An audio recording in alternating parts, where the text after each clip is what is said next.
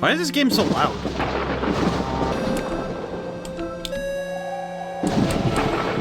Ow.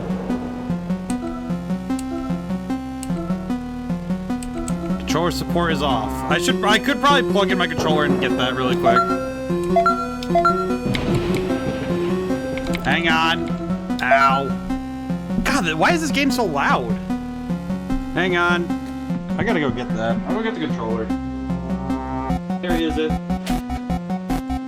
Where is the controller? That's behind Interactive. I do not like how loud that game is coming out from my head. Oh god. I can hear that from... Like, I don't have my headphones on and I can hear it from here. Back from ads? Okay. Yeah, this is too loud. I'm getting the feeling this version of the game is not the version I would want to play. The HD renovation probably would have been huge. Oh well. Okay, is it working? Yep, it works. Okay, cool. Oh my god. Whew, okay. We started later than usual, but we're here now. Okay. Time to get started. Okay, is there a volume check in this game? New game. Yep. Whoa. Whoa. Hello, I am Spooky.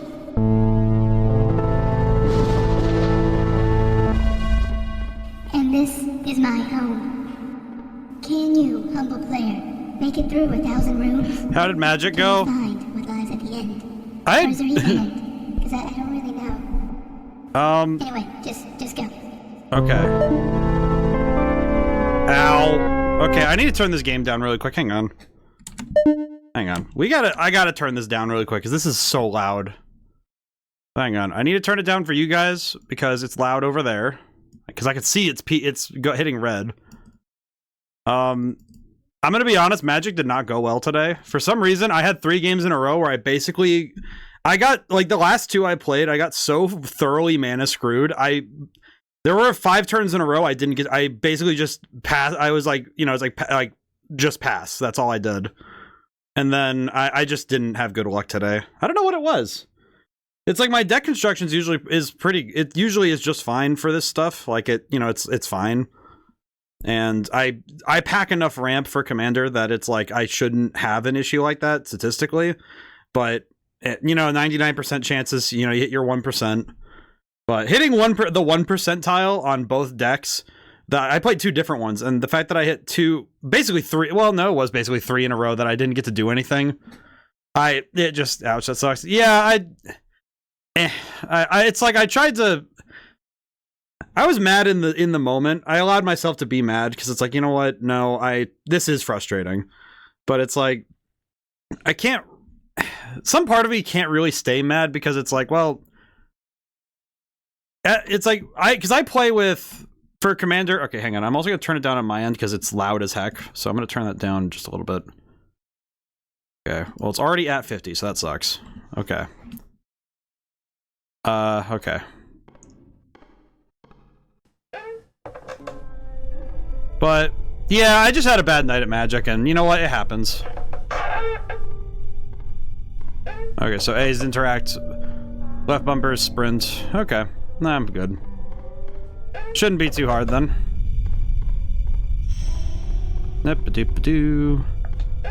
But, yeah, it's just some days it happens, It's like...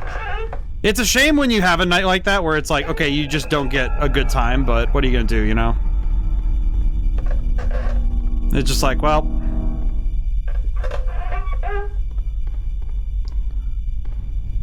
I think with Magic, it's one of those things where sometimes you just end up with like, if you end up with bad luck, it's just...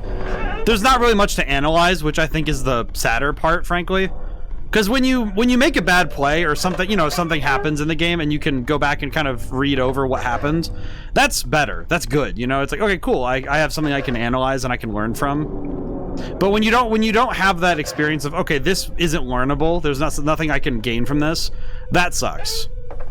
It kind of, you know, thinking about how I felt in that moment, it reminded me a little bit of, you know, when you enter those live, die, repeat moments when you're playing when you're playing like a first-person shooter. Because it reminds me a little bit of when I used to play Call of Duty. I had games with only 2 mana once. It's never fun if your deck has higher CMC. But the thing I thought about with that was that it felt a bit like when I would play Call of Duty back in high school, and it was like, okay, I have a bad time if I get killed and I don't know what to learn from that moment. It's kind of like, okay, how do I respond, you know? Like, I could be mad that I didn't get to play, but it's also like, well, what was I meant to learn from it, you know? It's like, I can't learn anything from doing nothing, so it's like, well, what are you gonna do, you know? Okay, can I just say, I'm actually kind of surprised that we've run into the same room like 6 different times now. Man, maybe... This mansion seems to be just like 8 rooms repeating indefinitely. It's kind of impressive. 36. Oh, that's not too bad. Does make me wonder how many of these are the same room, but whatever. I've just been walking in circles for ages now. That's all it really is. Just I've been walking in circles. Oh boy. Oh, adorable. I appreciate the loud noises. I feel like when you hit him with a real stinger, it's like, yeah, that's some good stuff. It's nice. It's nice. But, you know, it's like, I think when you're playing a game that, like, part of the game is probability, it's like, you're gonna end up with a bad roll at some point. It's impossible, you know? Huh? Oh, saved my game. Hang in there. Oh, that's sweet. First, this place seemed cute, but I've been here for days now. I'm feeling quite parched. It's not romantic at all. Oh, well, that's a shame. Oh, we saved anyway, so I don't really care. Yeah, I think with like, it's the same reason why, you know, it's like with Yu-Gi-Oh! Or any card game, really. It's like, sometimes you just get screwed by luck, and it's like, well, as much as it sucks, it's like, well, what are you gonna do about it? It's like, you know, when you roll dice, you're gonna end up rolling low eventually. It's like, if only we could guarantee the rolls, but we can't, you know? So it's okay. I think looking back at it, I think what I probably should have done, frankly, is just mulligan again. You know, just like mulligan what? Look around first? Why? Why'd I do that? Yep. Yeah, that I kind of knew was gonna happen, huh? It's just like, I know I'm gonna get chased by something. I don't need to deal with that. Are you kidding me? I don't even need to look at it. Is it funny that this kind of reminds me of an area in Madman's Dice in 3D though? Like, it's just like, whoa, hey now, ow. Rude. How come you get to float? That's not fair. I have to do all this walking and you just get to float? That's unfair. Rude. Oh well, what are you gonna do? Bah, oh well. Locked, he says. Ow. Huh. So it was a 50-50 shot whether the door was locked. Well, that's a shame. Kind of awkward, too, because it means that there's just a chance that I just went down the wrong way. Oh, well. Chair. Sprint. Sprint? Yeah, it's probably left and right, right? Ah, balls. I'm probably dead, aren't I? Oh, wait, no, I'm not, because he's... Ow. Ow. Ow. Hi, how's it going? It's going alright, Julian. It's going alright. 6 p.m. to 8 p.m. Candy Nightmare tonight. Ah, I see, I see. Are you playing your game today? No. So I do have a reason for why I'm not going to play Madman's Dice today. And it's actually in my mind, I'm kind of like, but it's just that it's very story heavy. So I don't know if I want to play through it and kind of give away the ghost on it. Especially because a lot of it is, you know, there's very specific moments and scares that I'm like, well, I'd like these to be surprises, you know? So it's like, it's one of those things where I don't want to give up my secrets too quickly, you know? Ah. Oh, I see. This way. Oh, so it's this way. This way. This way. Okay, so right. Okay, so it's right, center. Center? No. Right, center, right? No. Right, center, left. Ah, door. But the only reason I'm not playing Madman's Dice today is just because it's one of those things where I don't want to spoil it in its opening weekend. And I think in some ways I've kind of had this realization that streaming my own game should be something I do for a retrospective. Maybe not so much for a play it on its opening weekend sort of thing. I think Red Genie I did because I was able to... Because I think for my very first game it was good that... Or like, my very first solo game, rather. That it's good that I talk about it in its moment and get to learn from it and use it as a talking moment. Oh, so these layouts are the same no matter what. Okay. Well, that's not hard. So all I have to do is memorize the layouts and not necessarily the room numbers. Okay. Because the layouts are the same no matter what. Oh, that's not bad. Okay. Kind of reminds me a little bit of, oh, what was it? There's a game that's similar to this where it's like, you're really just dealing with the same layouts all the time, but... I just realized I made a mistake.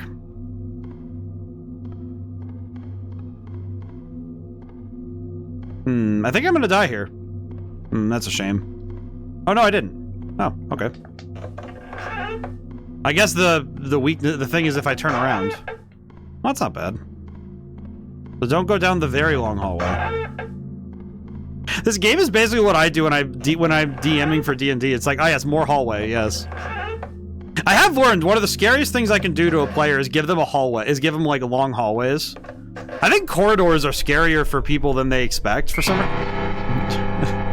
Well, that's a good one. Oh, the art made. What's funny is the game actually makes you stop moving when those pop up, by the way.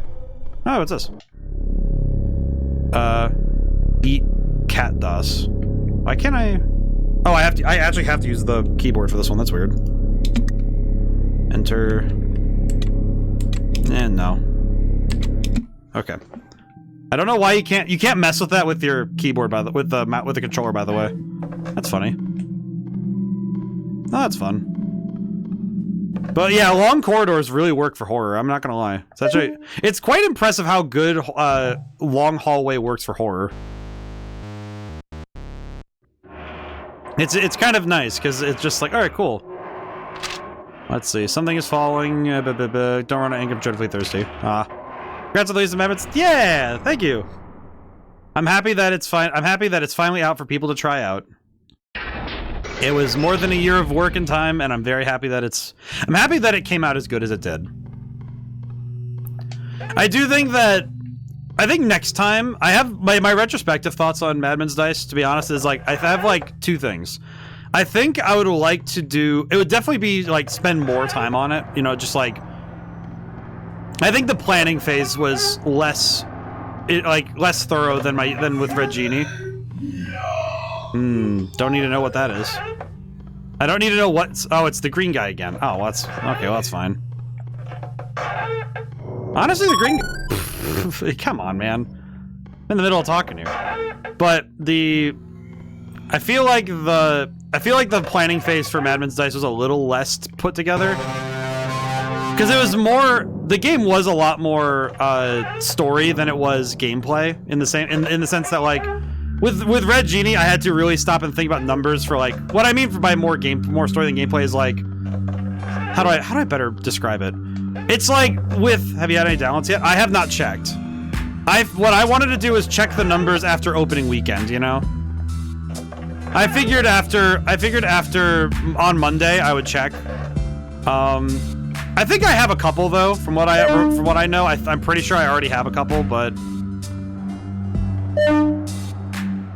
We'll see how the sales are by the end of the weekend, but I'm not too worried.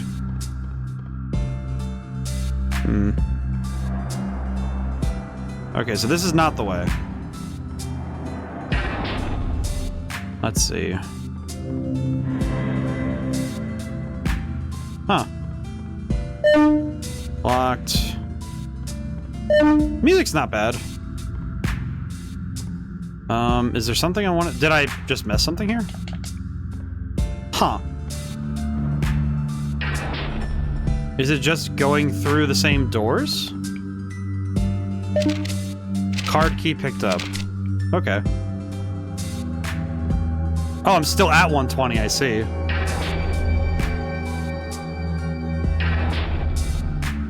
Okay. I don't need to know what that is. I don't need to know what's back there. Yep, I don't need to know that. I don't need to know what that thing is. I think, though, that of all the big strengths I have with writing for Madman's Dice, though, is that it forced me to be more creative with my writing in regards of stuff like, okay, what am I actually trying to convey with my words? And I think my writing definitely got stronger working on this one. Part of it is also the fact that I had to realize, I had to stop and think about what needed to be written and what needed to be just put in front of the player. Because some things you can, with video games, the strength of your writing is that you don't always need to write, you don't need to, you know, describe it with words, you know? But when you need to fill in the blanks of the screen, that's where the writing is good, is really important, you know? So that was really cool. It was it's fun to see those sorts of things, you know?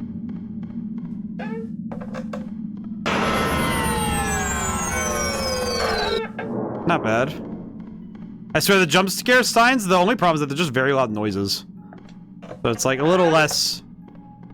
I don't want to say it's less exciting, but it's definitely not the... Okay, let me see something really quick here. Modify house layout. Can I change something here? Error. Okay, that's fine. Okay, we're good. But I'm excited for Madman's Dice to have a long and healthy life, because thankfully the one thing about it that I do think might confuse some people is that I don't need to update it. Which may sound weird, but it's like, unless somebody finds some really major errors or like something that like breaks the game, which I caught pretty much all of them. Caught all the big ones anyway. But it's like, there's not really much in terms of gameplay I need to edit or fix. It's not like Red Genie where there were some numbers things I had to go and fix in its after the release, like post-release stuff. So with this one, it's like, okay, well, as long as there's no, you know, it's like if there's minor glitches or little like visual errors, some of them I don't even think are errors, just more like more things that are like weird, you know? Okay, not that way. Okay, so left. It's probably left, isn't it? Yeah, left, center, right. Nope. Left, center. Center? No. But I think with Madman's Dice, it is one of those things where it's going to be, since I don't need to update it very much, it's probably going to be one of those games where it releases and it goes, it's like the books. You know, it's like the books where it's like, oh, I release it, it goes out and that's it. You know, there's not really like there's not really a post-release life thing. Hello, small one. Bing bong. Oh. Save. Well, that's not too bad. I will say, I feel like there is one downside to working on horror games, and I think when you work on horror in general, there is one problem. You very greatly desensitize you greatly desensitize to horror itself. And my body, like, you know, moved a little bit for a couple of those scares, but because I was like, oh yeah, you know, like, it's a loud noise. You're not, you know, if you hear a loud noise and you're not expecting it, you're gonna jump a little bit. But it's one of those things where it's like, the ambience is not doing anything to me. It's just kind of like, oh, that's nice. Actually, I think that's one thing that's really gotten me a little messed up, is that like creepy groaning ambiences are now very cozy for me, which might explain why I referred to Dead Space as cozy earlier, because the ambience, all it did was make me go, oh, okay, I'm working right. I'm like, it made me go, oh, I'm working right now. Okay, cool. Which is not at all a response you should have to creepy groaning ambiences with monsters in the background, you know? Like, mentally, you probably shouldn't be thinking that a place of danger is a place of comfort. And it's like, oh, wow, okay. Like, that is one thing I would caution people towards if you want to get into writing or working on horror. Like, be mindful that you're, oh, hey. Oh. It's a school level! Oh, it actually is. Oh, well, shit. Ooh. God, man, I will say, having worked on one of the levels in Madman's Night is a school. I swear, walking around a school like at night is it's creepy, man.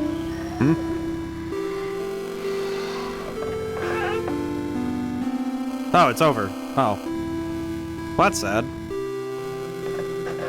I will say the music is kind of okay. I think some of it's just that it's too loud. Like, the whole game kind of seems mixed a little too loud. Which is kind of a shame, because I think the music... Like, it seems like the music's pretty good, but it being mixed so loud is hard to listen to it for long. I wonder if it's to obfuscate your senses. I actually do a similar trick. Because there's a chase where the music's so loud you can't hear the footsteps of a character. Ow! The sine waves are hurting my brain. Weh. Oh, crap baskets. Oh, ow. Man. That's my health bar, dog. But, yeah, it's just like, I think with Madman's Dice, one thing I will do is I will probably do a stream, during a stream, I'll probably talk a full retrospect. I think the level design of a horror game is it's very clear that you need to be much more careful, because the layout of a level needs to be just confusing enough where you're able to like mess with your player's sense of direction, but not so confusing that they can't figure out where they are, you know? You still want to do landmarks and you know, corridor design that feels natural in a way. I think it's good when you're able to mess with your players by mixing it up a little, by taking the unnatural and pulling that a little, you know, pull that thread a little bit, because that does work very well. But the key is that you need to be careful not to just be overly vague with your stuff. Same with puzzle design. You don't want to be too like obtuse with it. Oh, that's right. The streak system still is back to working. That's very good. 7 streams is quite impressive. To my eyes, 7 streams feels very impressive. Bing bong. Oh, you got second. Hey, floor 200. Bim bibus. Man, we're going through this pretty fast. This is good. I remember seeing this game back in the day. I don't remember much about it. I just remember keep that blood pumping. Okay. I don't remember much about this game though, huh? Oh, you know what? Hang on. I do have to do one thing. Hang on. We do have one piece of outstanding. Who has redeemed the most firsts and seconds? I don't actually know. I don't have a thing that keeps count of it, unfortunately. I think, if I'm not mistaken, it depends on the year. Because when I added first and second, which I think was when I got the ability to do points, which would have been affiliate, which would have been, I think at like my second year of streaming, I became affiliate, which would have been 2023. Yeah, 2023. So I think in that first year, it might have been Viceroy, because he popped in a lot. I think he popped in a lot early, because he has a kid. That's also why he's been busy, because he has to take care of his kid. And by this point they'd be 3 or 4, because I remember that that child was born like when I first met him. I remember that. God, that kid's 3. That is mind-boggling to me now that I think about it. That's nice. Second year, I think it might have been Crooked. This year, I think it might be Narachnim. It's either Narachnim or Echo. Probably guess Narachnim only because I think like the last few months it's been like consistent, but I could not tell you with certainty. Also, I need to get out my Halloween costume. So, behold, transmogrification. Yep.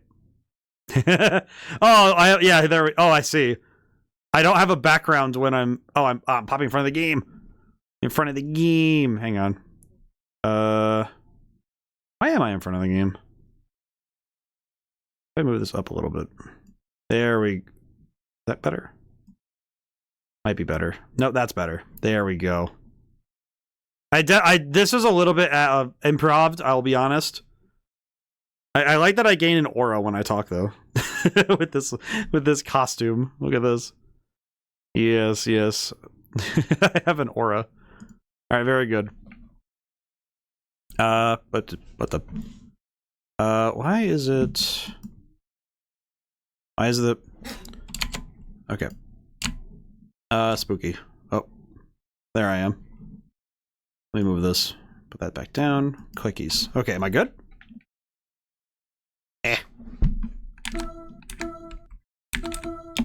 Okay, am I good? There we go. Okay, we're good. Alright. I prepared this costume earlier. I definitely did not make it as good as I wanted to when I was putting it together. I don't know why the background of it disappears when I talk, but because it's supposed to be the plastic bag around it. That's okay. Look at that. I like this a lot, actually. I spent some time on this one. Alright. I don't know. I wish I had a counter for first and seconds, though. That would actually be kind of sick. Alright. I do like how these hallways look. I think graphically this game's pretty cool. It's just weird, you know? It just has some weirdness to it. I know the aspect ratio of it is messed with my computer a little bit, which is less than ideal, but you know, it happens. Something rattling on my brain cells, or is this just like... Ooh, I like how that fire looks. That's nice. I like the effect of it. It looks very... Oh, yes. This is, I think this is Resident Evil 1. It looks a lot like this, actually. Because for some reason, Resident Evil 1 looks like this. Ugh. Why is my vision obfuscated? Who steals my vision?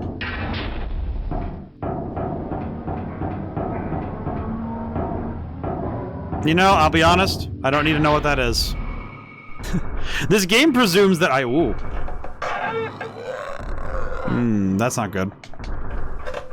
Is he attacking my vision? Is that what's happening here? So I have no earthly idea what is going on there. Please stop giving me schizophrenia, sir. I just want to leave. Oh, the graphical glitches are really messing with me a little bit, though.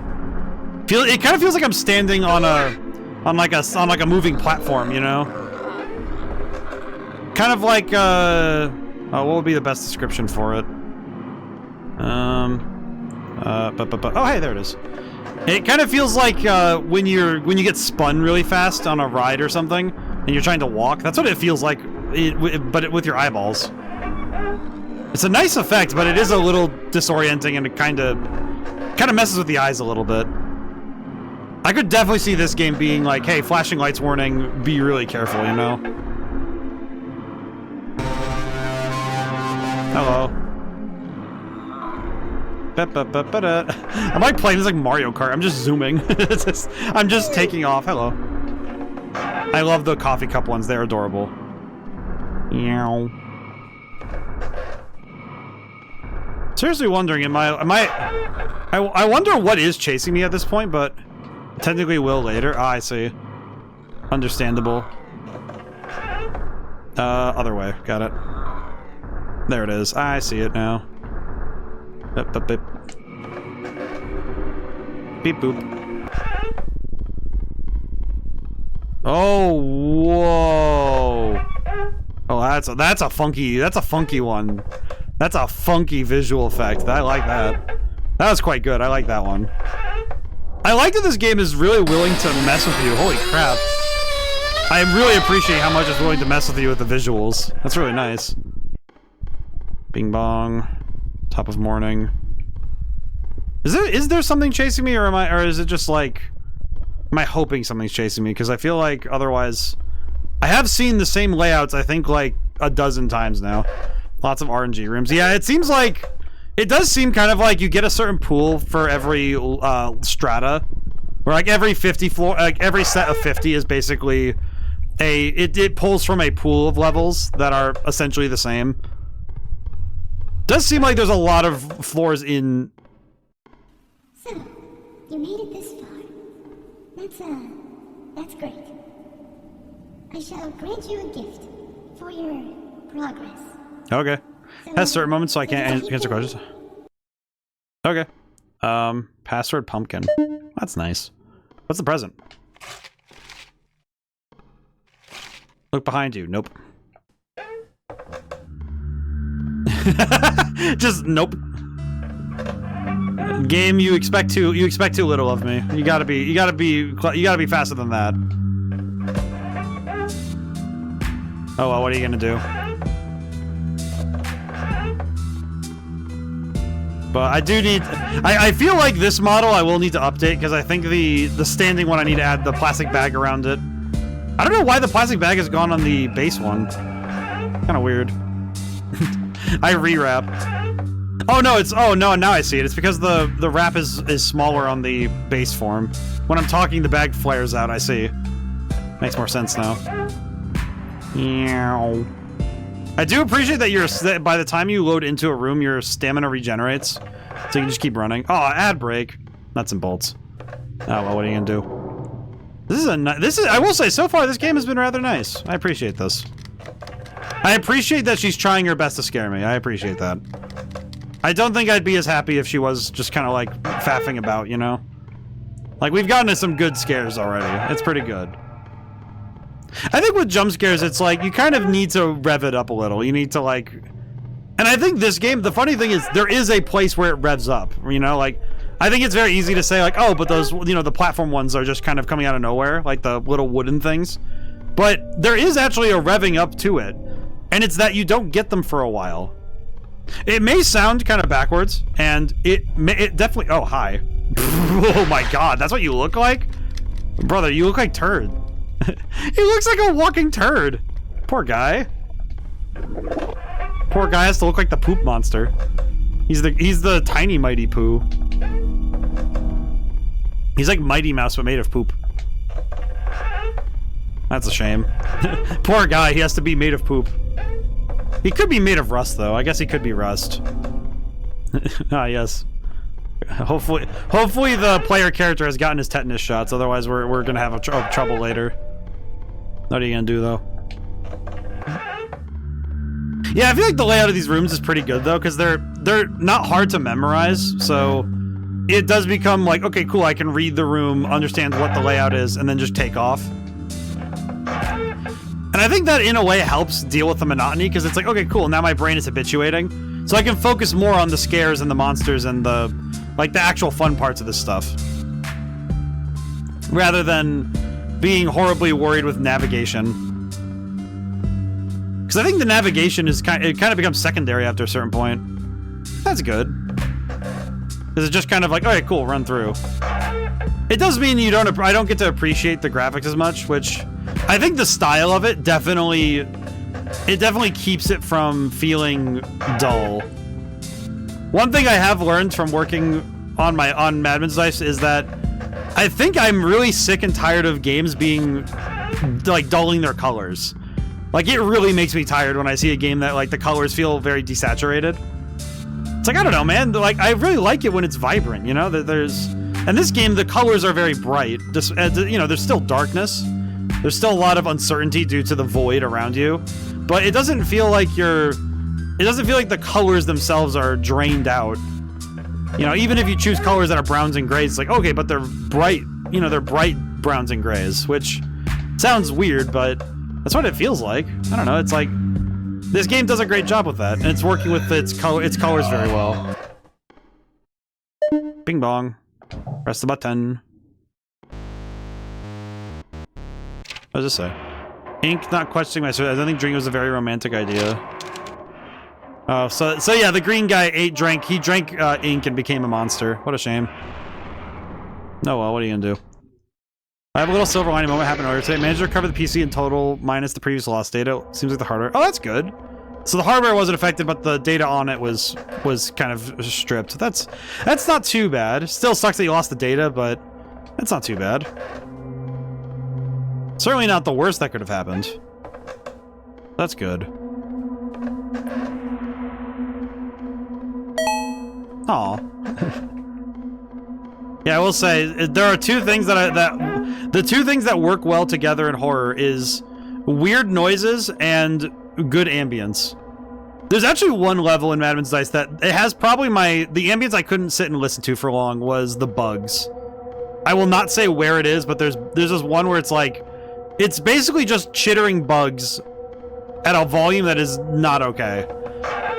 And I did sit and listen to it to like make sure the loop was good. I sat and listened to it for like 10 minutes, and it's like, yeah, I would rather not. And when I play test the area, I'm like, dude, this sucks. Well, in a good way, you know. It's like in a good way, it sucks, but it's like, oh my god, you listen to that for 10 minutes, like, ugh. Granted, I don't really have a bug phobia. I don't like roaches. Obviously, that means that there's a bad, like, that's much worse than anything. Like, roaches are disgusting, and freaking whoa, mug up. What is this place? Oh, I like this place. There's like a oh.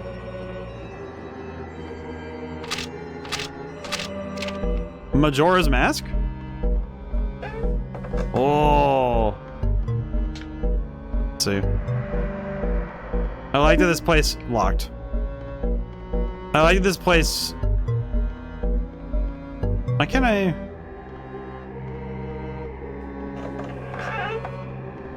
Is there a key or something? Ah, key. Goofy game dev thingy is over the model unless it's intended. Like, what do you mean?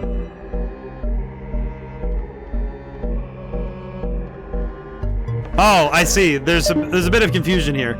No, see, this is the model. you see, this is the model. I made a Halloween costume, you see. Okay, so yeah. No, this is the Halloween costume. Is that I've transformed I turned myself into a costume, Neurochdim. Want to make sure. Yes. No, thank you. I turned myself into a costume. It's the funniest shit I've ever seen.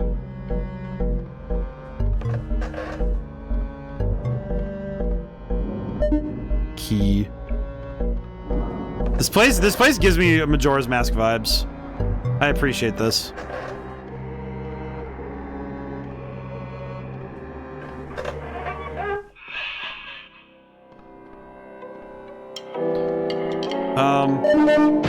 Ow! Come on, man. Ow. This place gives me Majora's Mask vibes. That, I will say, that gave me a bit, that did make me go a little bit like, Funny enough, I really love Majora's Mask, but I never got to finish it. Which is such a shame, because it's one of those games I really like. Oh. This is making me a little bit like, oh, okay, now we're kicking the gas up a little. This is good. Like, so far the scares have been like, okay, I'm jamming. But, ooh, Majora's Mask stuff, I'm like, okay, now we're cooking. Man, maybe the next horror game I do should just be like, just make a horror RPG. Something like take Majora's Mask and crank it to 11, you know? Just keep making it creepier, you know? Oh, jeez. I love that model of that guy. That's a good model. That's a good one. Ow! Whoa! You are fast, buddy. What the heck? How fast are you? Holy ow! Okay, you are much faster than I anticipated. Oh.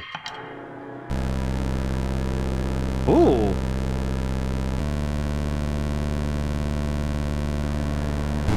Oh.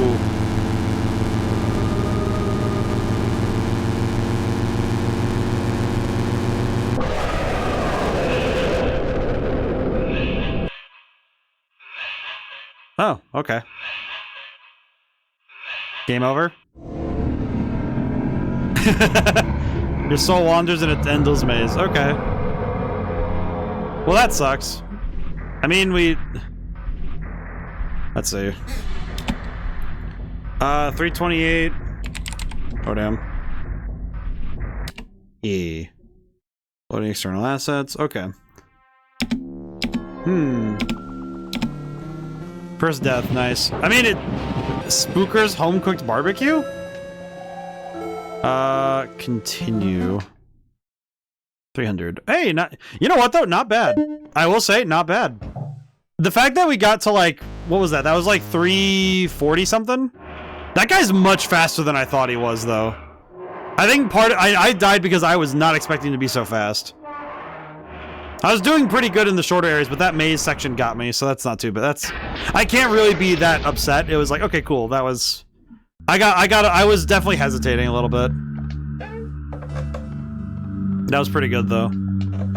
That section was pretty impressively scary, I will say. I do appreciate I appreciate that they're willing to be disturbing. I guess thinking retrospectively on Madman's Dice, if there's one thing I probably could have done, whoa. I'll be honest, I probably could have actually been more, I could have gone darker. I guess the thing is that I realized I didn't want to go so dark. This game does surprise you throughout the entire game too. I think so far it's just been really good. It's just been good. Like I'm quite impressed with how good it's been so far. But I think the thing that when I look at my own stuff, what I think about is that I probably could have gone darker, but I don't think I would have liked to. You know, it's one of those things where I don't know if... I think as a storyteller, you kind of have to ask yourself, do you want to go darker because it seems like it'll be the good design choice? Or do you go darker because you want to shock people, you know? Because I don't think going dark for dark's sake is worth it, you know? It's like, I don't really want to... I wouldn't want to make something that's just scary because it's like... Okay, let's see. It's this door? No, it's the other door. That's right, it's the other door. I don't actually know. What is this guy's gimmick besides killing you? Besides killing you, what is his gimmick? I guess that's one thing I haven't learned yet. I don't need the answer, but ow. Oh, it's probably that I have to look at him. Oh, well, let me try that when I get to the one hallway. He's probably moving faster because I'm not looking at him. Well, I mean, I say that, but I don't actually know, do I? Ah, what? I was in the door! You rat. Come on, man. I'm in the door. I'm clearly in a loading screen. It's like, it feels almost like somebody like... Oh, God. It's like they're breaking the rules a little bit, you know? Also, this game does info dump for lore. Well, that's good. Oh, God. Okay, you. Where is he? Where is he? Where is he? You. Stay right there. Aha! I know your trick now, Binky boy! Yes, yes. Yeah, you didn't know I could navigate backwards, did you?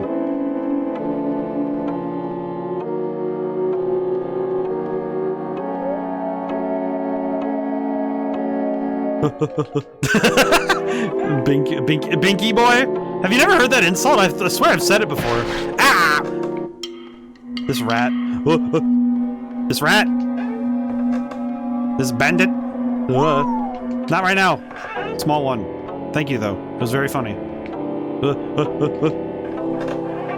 Binky boy is one of my favorite insults because it's calling them a baby without calling them a baby. What? Maybe, but it was funny there. Yes. I love that insult. All right, where is he? Where is this rat? Where is the rat? Where is the... Oh! You... heretical one. Yes, I can walk backwards. Did you know that? I learned how to strafe in Doom. That's the wrong way. Yes. I do not like the heresy of this creature. Okay. Alright, we're good. We're almost back to full health, too, so I'm almost... Meow. I'm almost back to full health too, so we're almost good. Of all the specimens, I think the number of enemies we've had already is quite good. I think the enemy variety has definitely been very strong. Like, it does seem like they have similar rules, you know, in terms of like just chasing you, but I think that's good. Like, it still requires you to use the same skill set, but you have to tweak it a little bit per specimen. Like, the little girl and the green guy, they just float, so it's like, oh, well, you know, it's just, okay, just get away from them. But I think that's good, because they do clearly operate on slightly different rulings. Oh, hi. Good morning. All right.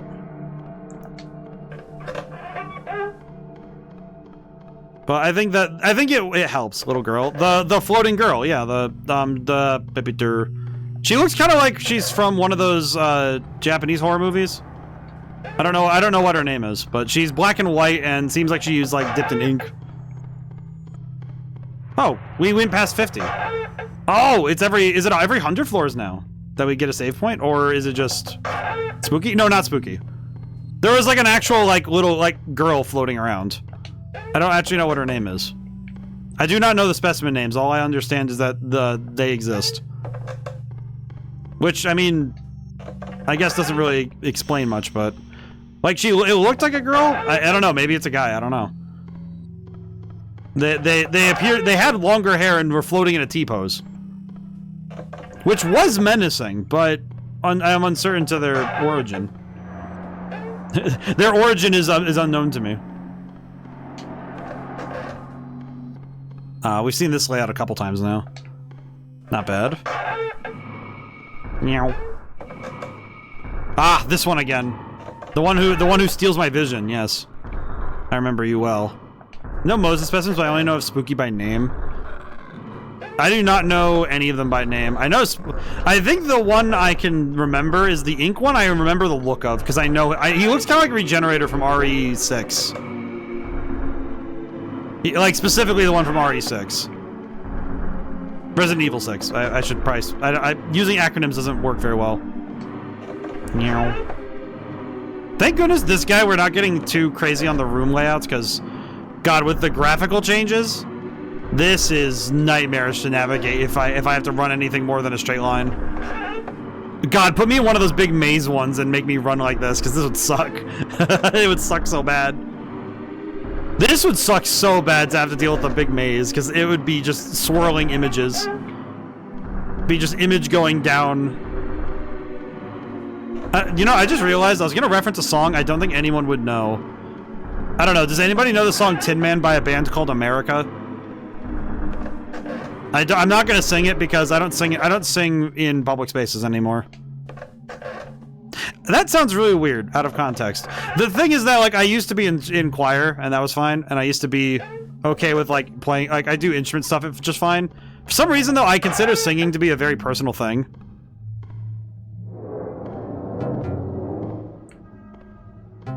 I consider singing very personal, so...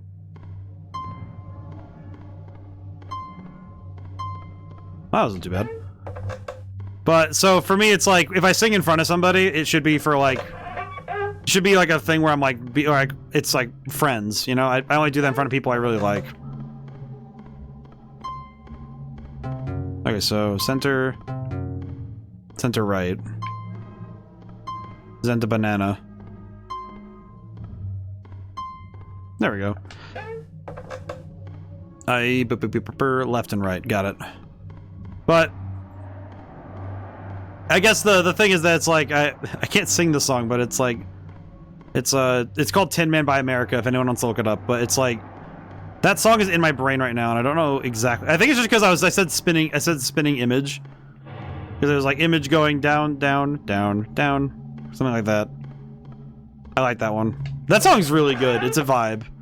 Don't listen to it if you're under the influence of anything, though, because it will make you trip badly. I don't actually know if that's true or not, but it feels like it would be, you know? It feels like exactly the kind of song that would make you, like, start seeing spinning colors. Which would be funny. Also, I'm gonna point it out because I want someone to know about it. I took the Spirit Halloween logo and made my own parody knockoff of it, as you can see, on this, on my little costume here. And I'm gonna be honest, I'm very proud of it, because it looks very good. Also, because it has the ghost from Solomon's Key, and I love that game. I like the... I really like the, I really like the logo. It kind of looks like the logo's talking. I have become ghost costumes. I am the ghost costumer. Behold it. I might post up the full image at some point if I can help it, because it's really funny. It's such a goofy image, and I love it. Oh, we're back to... Well, these bricks look familiar, so that's good. Okay, so if we're going to... Oh, okay. Well, that's not too... Not this again! Ah! Sticulon once... Well, hello there. Are you lost, little one? No.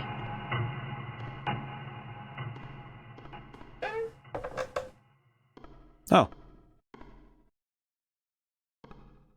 Oh, I'm so cooked.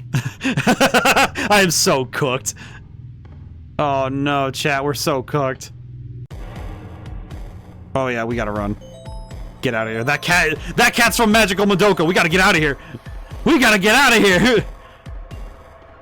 Magical Girl, that's some Magical Girl Madoka type stuff. We gotta get out of here. That thing will eat me alive. Did that wall just spread something? I don't even want to know what it spread. That ain't good. Oh, this place is not good. This is the bad trip. This is the bad place. I've never even watched that show, but I remember that meme. This is the bad place. I love the graphics here though. I love the bricks here. The bricks and the tile floor. This is a look. This looks awesome. Oh, this is good. I like this a lot. I will say, I am a sucker for tiled floors for some reason. I don't know what it is, but aesthetically, I love them. I could not tell you exactly why. I just really like tiled floors. Ooh, the place is falling apart graphically. That's not good. Uh-oh. Man, you know reality's starting to fall apart when you start seeing the graphics just start going crazy. I feel like that's something that inadvertently can actually be really creepy, even if it's not intentional, is when you see something where, like, reality is clipping a little bit, you know? Where it's like, why is reality in this spot not fully there, you know? Like, it feels very incorrect. And that just feels very unnerving. It's a special type of unnerving. This ambience is really working, by the way. This is good. This is quite good on the ambient side. That's some good ambience. I like that it's shaking my brain cells at the, like, really hard. I like that. That's good stuff. I've had to listen to a lot of stuff like this when I was working, and it just... I feel like it does kind of wear on your head a little bit, so you have to take breaks, but it's good. It's good when you get good ambience, you know? I do think the other thing... Glad you're liking it. I think this game's quite good. You know, I will say, I feel like... That's not good.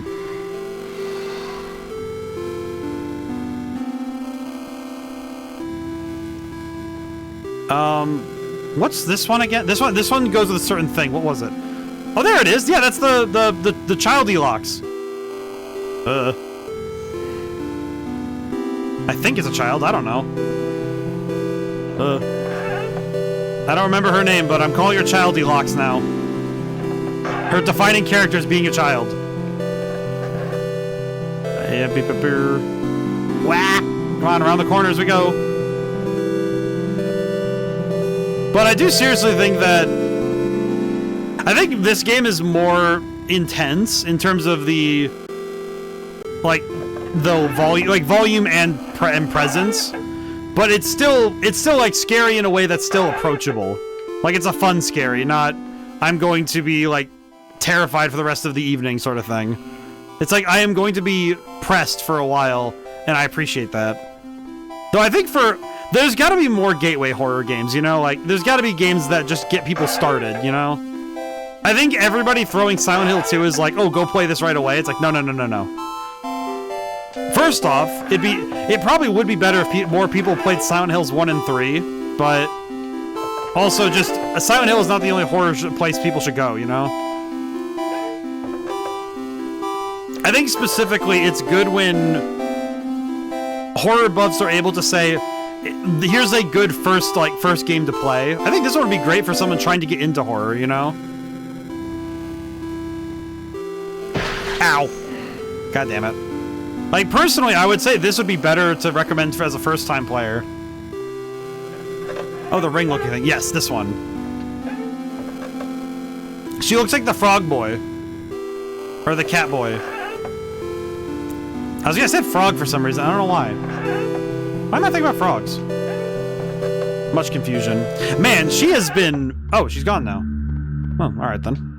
I was about to start complaining about how long she's been around, but she's gone now, so it's okay.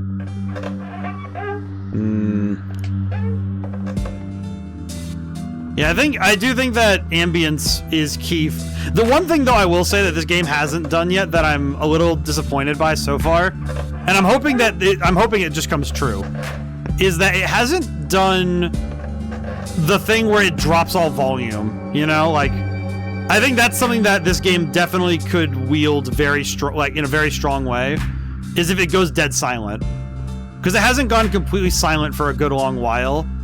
And I think that is actually to this game's detriment. Like, silence is a weapon, and I think this game could use it, you know? I imagine there's a later level that does, because I don't think the devs here are going to leave that unused. Because that's a very powerful tool, you know? Because... Hello. I feel like... Because silence is, like, the ultimate magnum of horror, like... Okay, so... I'm gonna do center, center, right. Oh, it's just 3 centers? Really? That's crazy. Okay, so it's 3 centers and then either left or right. Okay. No, that's not too bad. Wow, that is really not that bad. But it is... I do think that silence is that thing that horror, if you do it well... Because that's one thing I actually did a lot in Madman's Dice, but it's because I think it works well at times. It works well to wield silence like a weapon. Like I said, I think some games are made scarier because they know when to stop. In a way, it's kind of like sometimes you don't need to say anything to get your point across.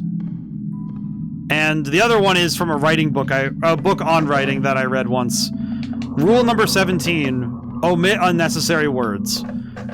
And sometimes the best thing you can do with your sonic identity is to have nothing. Like, give the player nothing to work from, you know? Like, when the player has nothing to work off of in terms of audio, they'll hallucinate that audio. They will seriously begin to start spinning off their own imagination. And I think that is so strong as a tool. And you know what's funny? Non-horror games have done that to make a situation more scary. And the one I can think of off the top of my head is Pokemon. Pokemon does this all the time, where they cut out music just to make a scary moment, and it works super well. It's like, okay, this is it's a perturbing gut drop when the music in a Pokemon game cuts out. Way too dank. Howdy. Hey, how's it going today? Hope you're doing well today, Drifter. Hope everything is well. Happy Halloween. Unless it's past Halloween already for some people, but still happy Halloween. We're playing spooky games. And Spooky's game. Actually, I guess it works out well that I like saying spooky games, and then we're playing Spooky's game. Works out very nicely. One day we will get the HD renovation so we can see both in comparison. Meow. I be running. It's the first time I don't celebrate Halloween, but either way, hallowed be thy ween. Yes. Here you are, alive and still here. Hello, You spookies. just keep on going, don't you? Well, the next door has been fixed up for you. So enjoy and keep moving on, you little fleshy live one. Huh. Password cheese. It's out of order.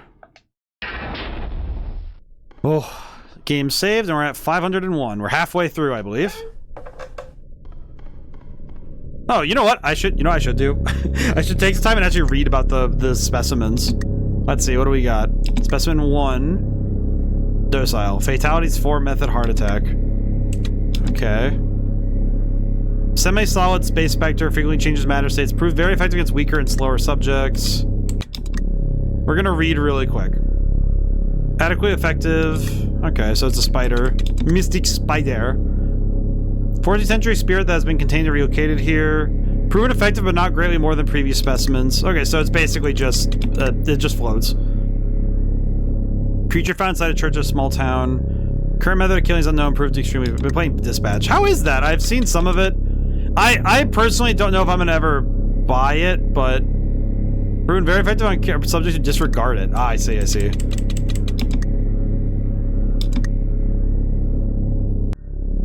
Most commonly forms as... Okay, so that's not too bad. Bah. I personally don't have much motivation to check it out. What? I haven't seen this one yet. What the heck is that thing? What the heck is that? That's pretty good. 10. Form changing. Might be extraterrestrial. Broke out of containment due to frequent electrical malfunctions. Okay. I'll read the last one. I'm not going to touch that flickering one. Floating red figure. Victims vanish on contact. Okay, so basically some of them, if I get touched, I just die. So far it's been pretty entertaining. Well, that's good. I know for me, I'm not... I think I've mentioned it on Thursday, well, it was yesterday. I mentioned it yesterday during the stream that there are certain game types I don't know if I would get into. It's very hard for me to get into. Room 50.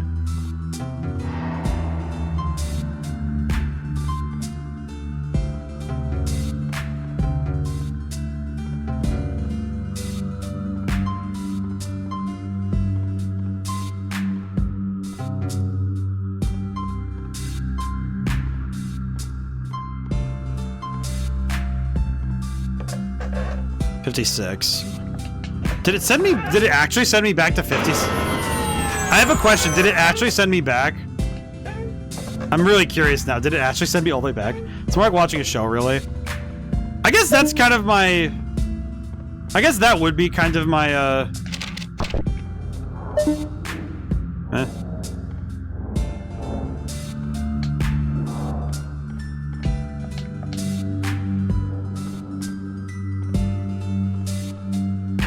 Wait.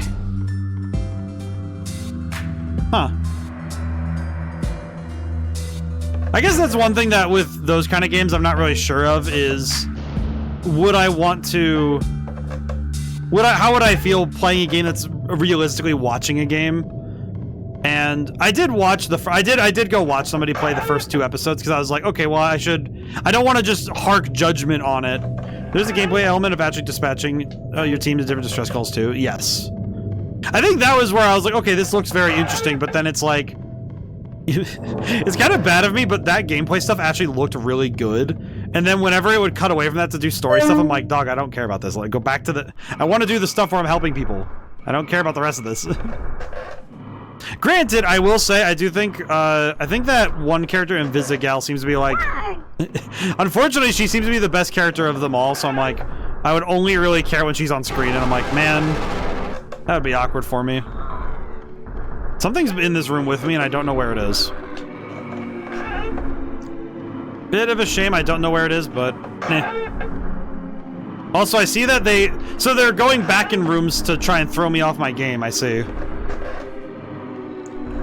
But I think it's just because Telltale games are like a particular sore spot for me, personally.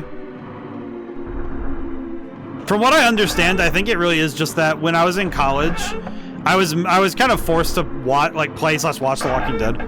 Surprised me who the VOs are. I didn't know before that Critical was parts. Oh, to be clear, it did. I do think the voice acting is. Well, from what I've seen, the voice acting seems to be the best part. Well, one of the best parts too.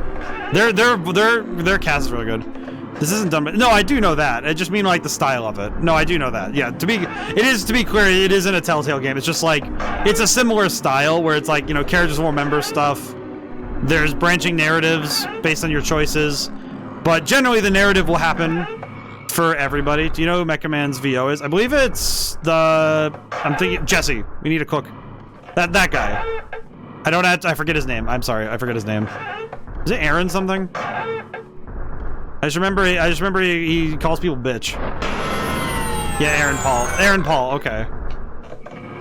Yes. My brain only really remembers him as the guy who goes like, "This is my private domicile and I will not be harassed, bitch." And I'm like, that's all I know. Visit Girl is Laura Bailey. That makes sense. That makes sense to me somehow. Ooh! Yo! We're like so far underground and we get to go outside. Deer! Ow! Deer! Ah! That's so freaking funny. It's just like, ah! Huh. Peculiar. Oh, the axe, I see. Axe, quick to swing. Oh! Stay away from me. Just stay away from me. Oh. Hey!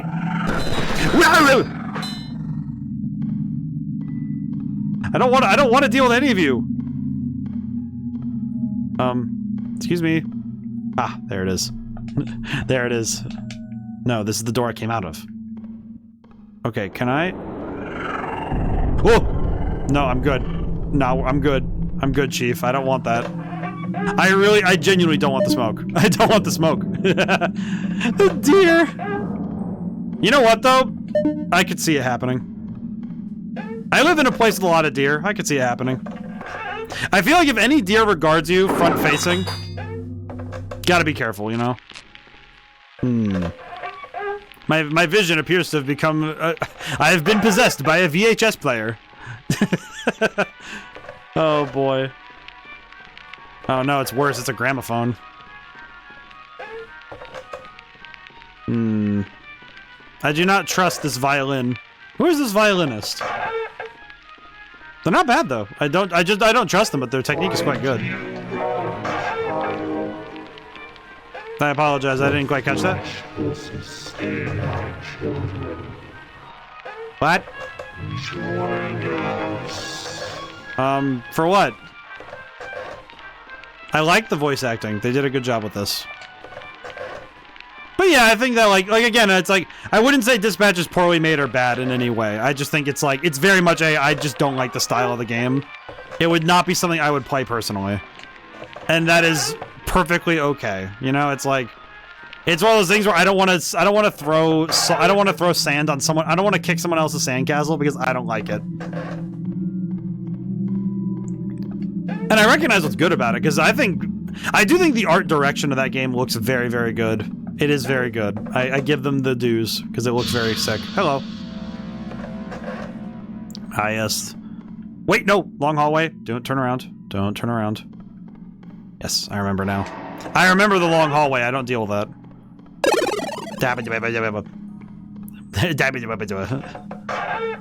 Thank you. Thank you, egregious small one. Alright. Can I reach floor 600? Maybe. I'm pretty sure 590 is gonna... Oh, never mind. Thought we were gonna get some...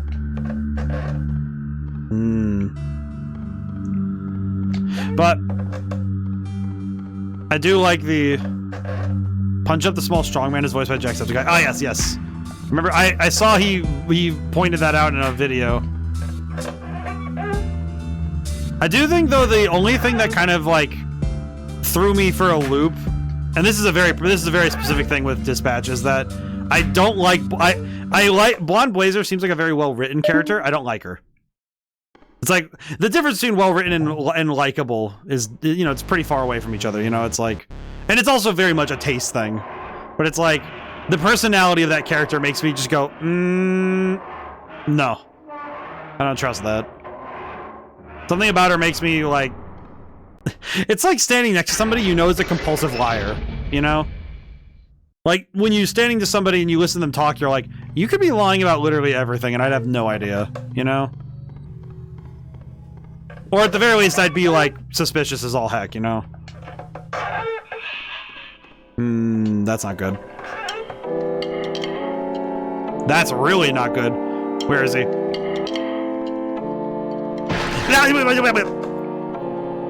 These rooms are too long for me to look away from him.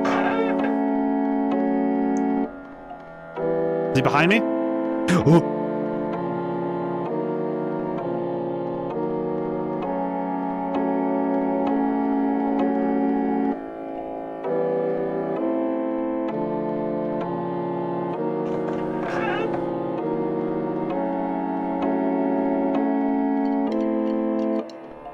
Hey, dude. Oh my god, you're fast! No. Ow! Come on, man. Really? Just, come on, man.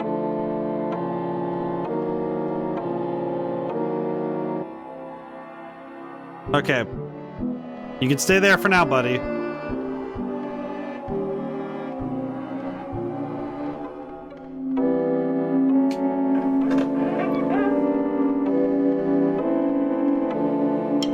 Whoa!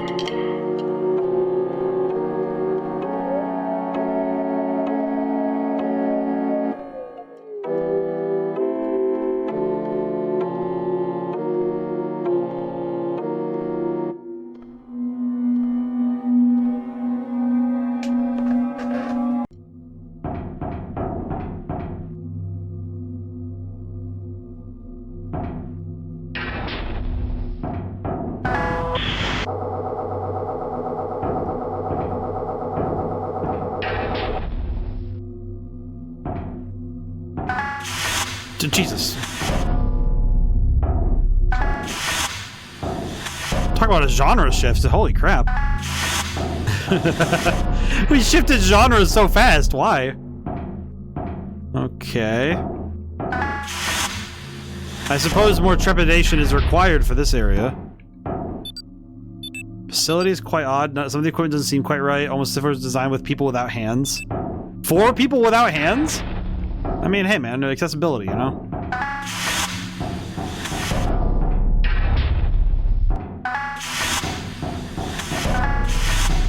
I'm like walking. It's like I'm walking around in the Iron Gate from Nanda. Uh-oh.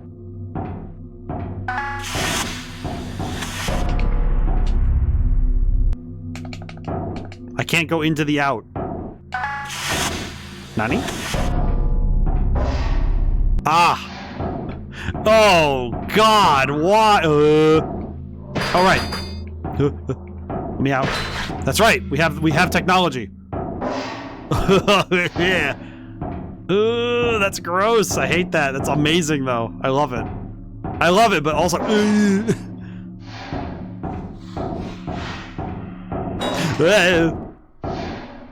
I don't want to be in the vents no more. Something in here with me? Now the game is really kicking it. Ooh! Ow, my face!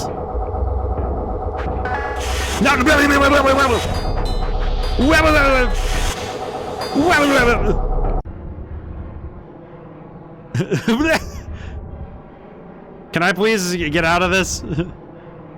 Let me out. Well, it appears to me okay, I have lost. Oh man, that one's just good. I got slapped in the mouth. I feel like the vents made, like, you know what it was? It was that claustrophobia. ODaM. There we go. I feel like it was that claustrophobia, you know, it's like, oh dude, I can't escape from anything in this room. You know, it's like you're stuck in it, it's such a tight and close space, like you're not escaping anything, brother. Alright, continue. Alright, we're back to room 600, so we have to go through that first 10 again. That's not too bad. Honestly, I feel like being able to get to 600 out of 1,000 on a first run with like 2 deaths. So that typically means per 300 floors. I think 1 death per 300 floors isn't too bad. Lots of clips tonight. Yeah, I'm gonna have to go through this. I might have to go through this one.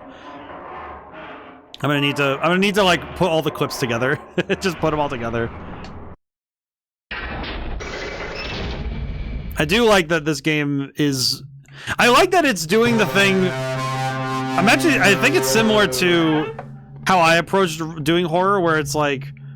I think it's nice when you pull from a lot of different sources for your horror. So I think that works well, you know? It's like... It does something specific with its genre work that it knows what influences it has. So I think sometimes when you work with horror, it's very easy to just do it like kitchen sink style, where you just throw everything you know into one thing. But this one very clearly chose its influences from specific places, and I think that works much better to its favor.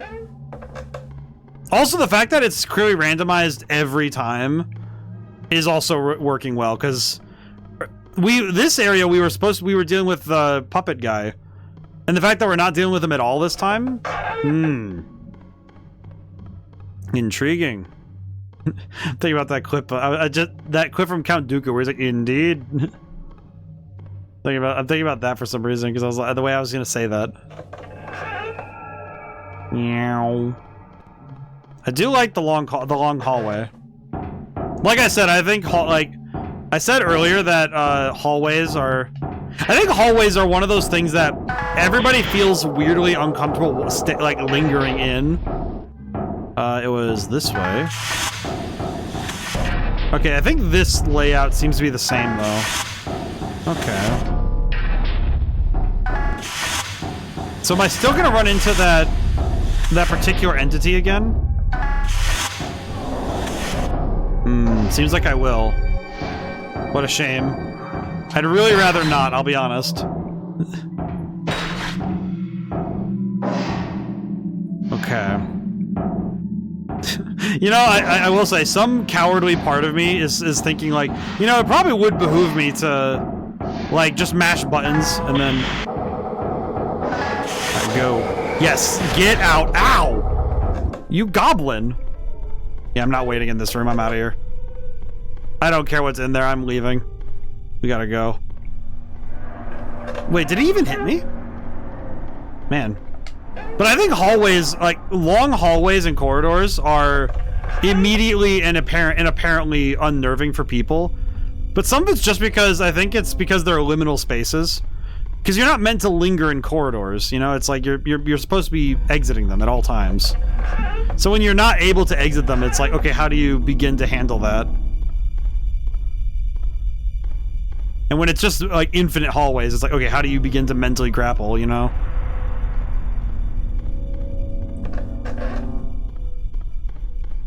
I think video games are great for horror just because it's like, there's always the ability to pause and take a moment, you know? It's like, it's not like real life horrors where you're not allowed to exit them at your leisure, you know? It's like, the catharsis of being scared in a safe environment is very helpful. So I actually know that a lot of people actually mention that's why they like horror so much. It's because it's a safe place to be, to go through some feelings that you're not really able to practice being scared unless it's a, you know, like a genuinely, you know, terrible situation. So having stuff like horror movies where you're, and horror games where you're able to kind of like run the simulations, you know, it's like your brain's able to practice being scared and how to handle being scared, but without the physical and mental ramifications of real terror. Even though for some people the terror is always real, you know, it's like even when the terror is a even when the terror is, you know, quote unquote a simulation, it's like, yeah, but this is still very real for them. And for those people, I do hope that they don't like inadvertently get hurt because they try to engage with horror and get hurt, get burned for it, you know? 'Cause that always feels kind of sad. That ain't good.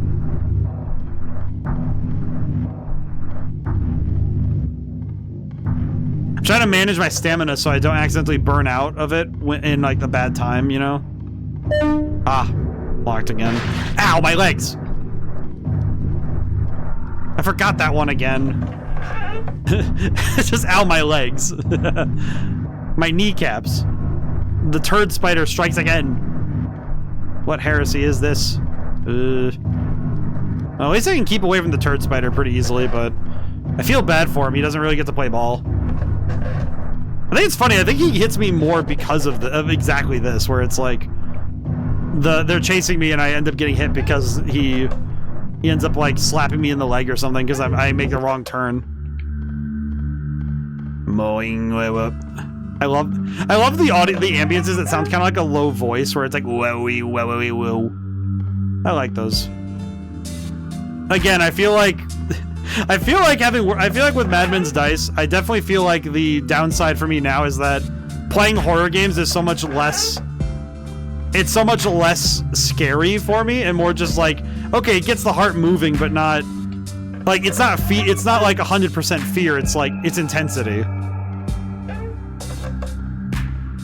I like that. It's good. I like the anticipations. This is nice. Kind of feels like I've trained myself by getting electrocuted a bunch and then it's like, all right, cool. Now when I get zapped, it's like, oh, cool, nice. I understand this feeling. This is stimulus I understand. I like that. Meow. I like when you just kind of like zoom through a level and you're just like, meow.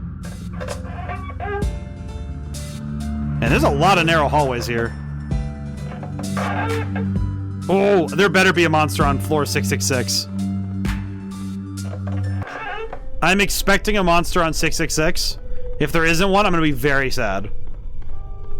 Come on, game, give it to me. I'm thinking of the Slipknot song. Give me 666.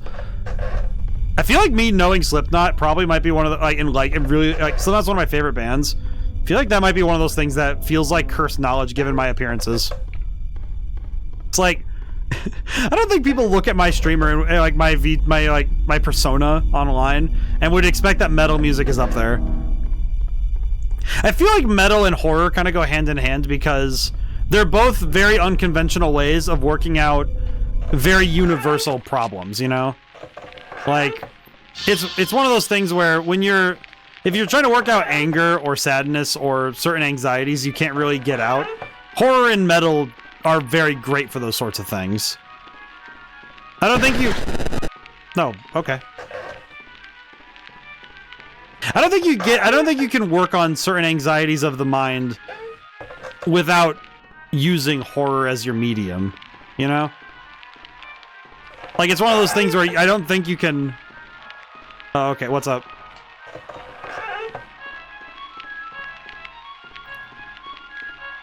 What's good, Narachnum? You said, oh, okay, and I'm like, what would the woo?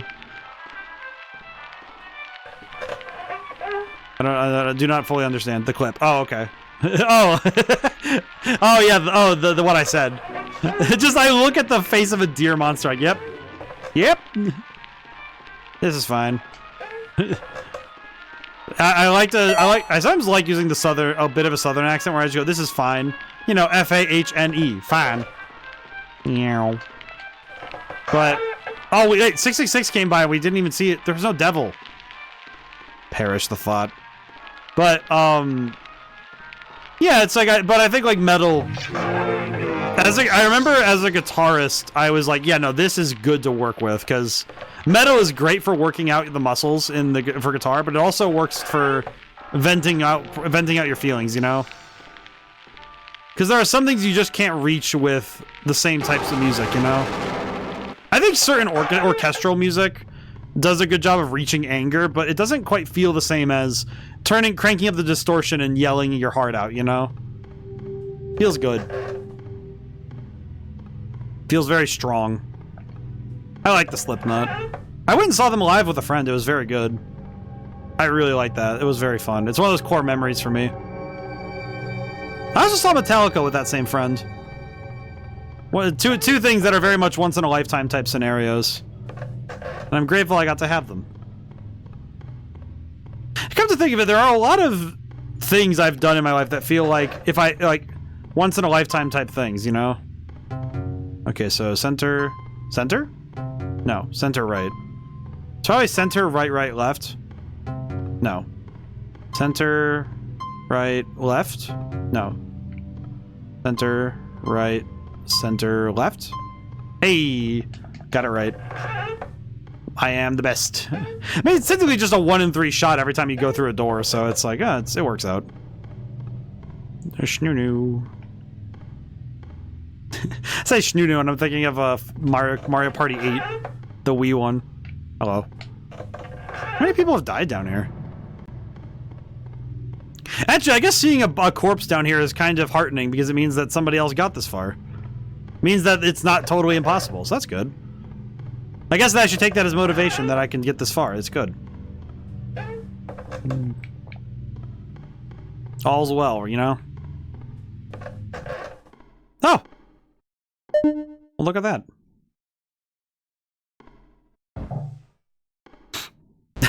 Just... You know what is one thing I appreciate is... I think elevators... This game hasn't done an elevator gag yet, and I appreciate that. Because I think if they're going to, it should be later, but... I don't know, I feel like scary stuff in elevators is too easy, you know? It sounds weird to say it's too easy, but it's too easy. You throw horror, like horror in an elevator, it's too easy. I like this wall. Why is it so red? Why are you red?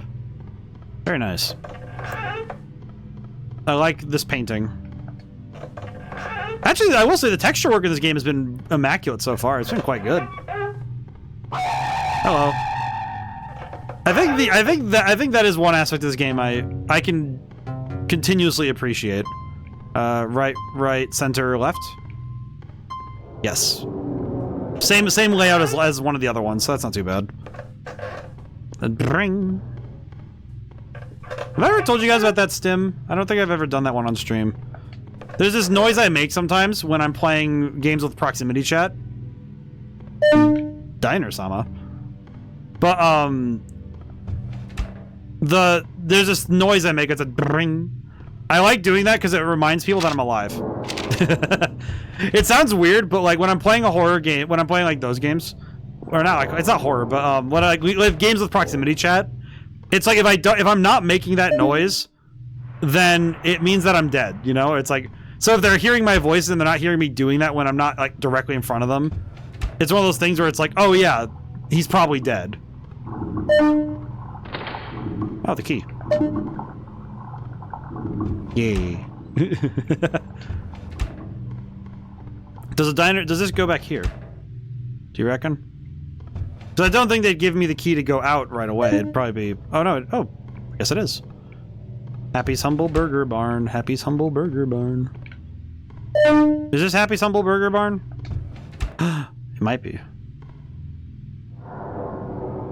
Can I leave my shoes here? Aww. Oh, God, no. Oh, no, it's a level of vents. Uh-oh, gamers. 100% beef.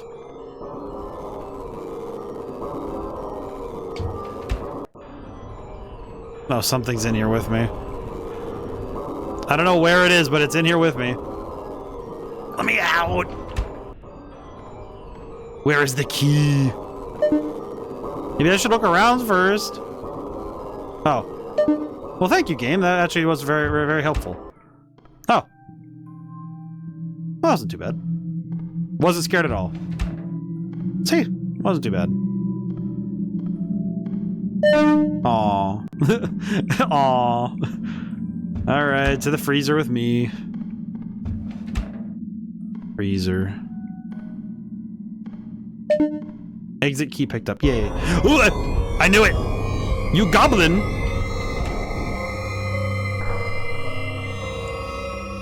I forgot where the exit was.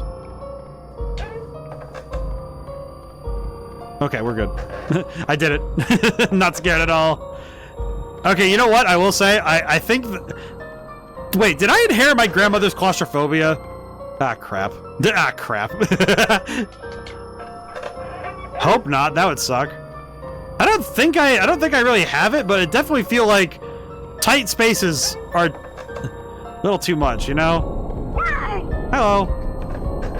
Wow. Oh, what a cute guy. What? Oh God, hi! What the goddamn? Ooh. Oh.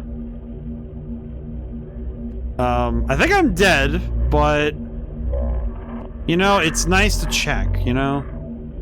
Maybe I'm not dead. Oh, I'm dead. I'm definitely dead. Well, that's a shame. Yeah, I can't sprint, my vision's getting weirder, and the walls are getting closer. It appears to me I am being digested. Hi. Aw.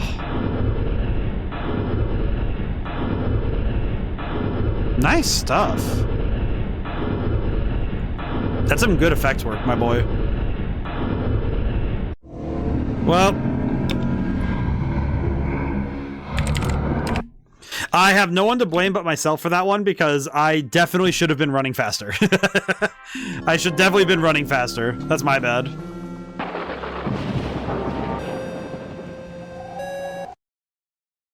I think the death 3. Yeah, 3. So 3 is okay, so not too bad.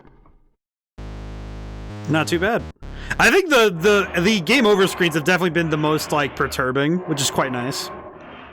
I like this a lot. I feel like it's doing a great job of like being legitimately scary, despite being like still wrapped in.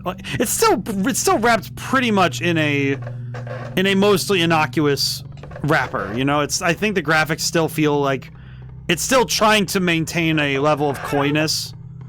Say coyness, like it's trying to maintain like a coy approach. Despite being still quite, like, it's being legitimately scary, but it's also like, okay, but it's still trying to put on the airs that it's not that like, the visuals still give off a vibe that is almost at odds with the genuine, like creep factor of all this stuff. I like that, that's good. I think it works a lot better. Alright, back in Happy Humble's Burger Barn. Happy's Humble Burger Barn. Yo! It's the butthole toilet. Nice. Yeah, I might need to make an edited version of this stream just so I can...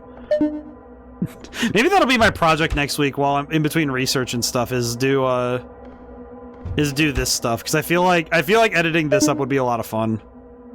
I probably would have a lot of fun with this one. Broken... I got the key, right? Yes, I did. Oh, it's this way. That's right. That's right. I remember. Yes. The place I don't like being in. I remember now.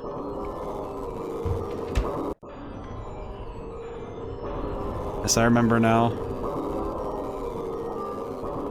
You know what's funny? I feel like this exact scenario feels scary to me because it might be because I've had scenarios where I've been in like slides and stuff and gotten stuck, you know?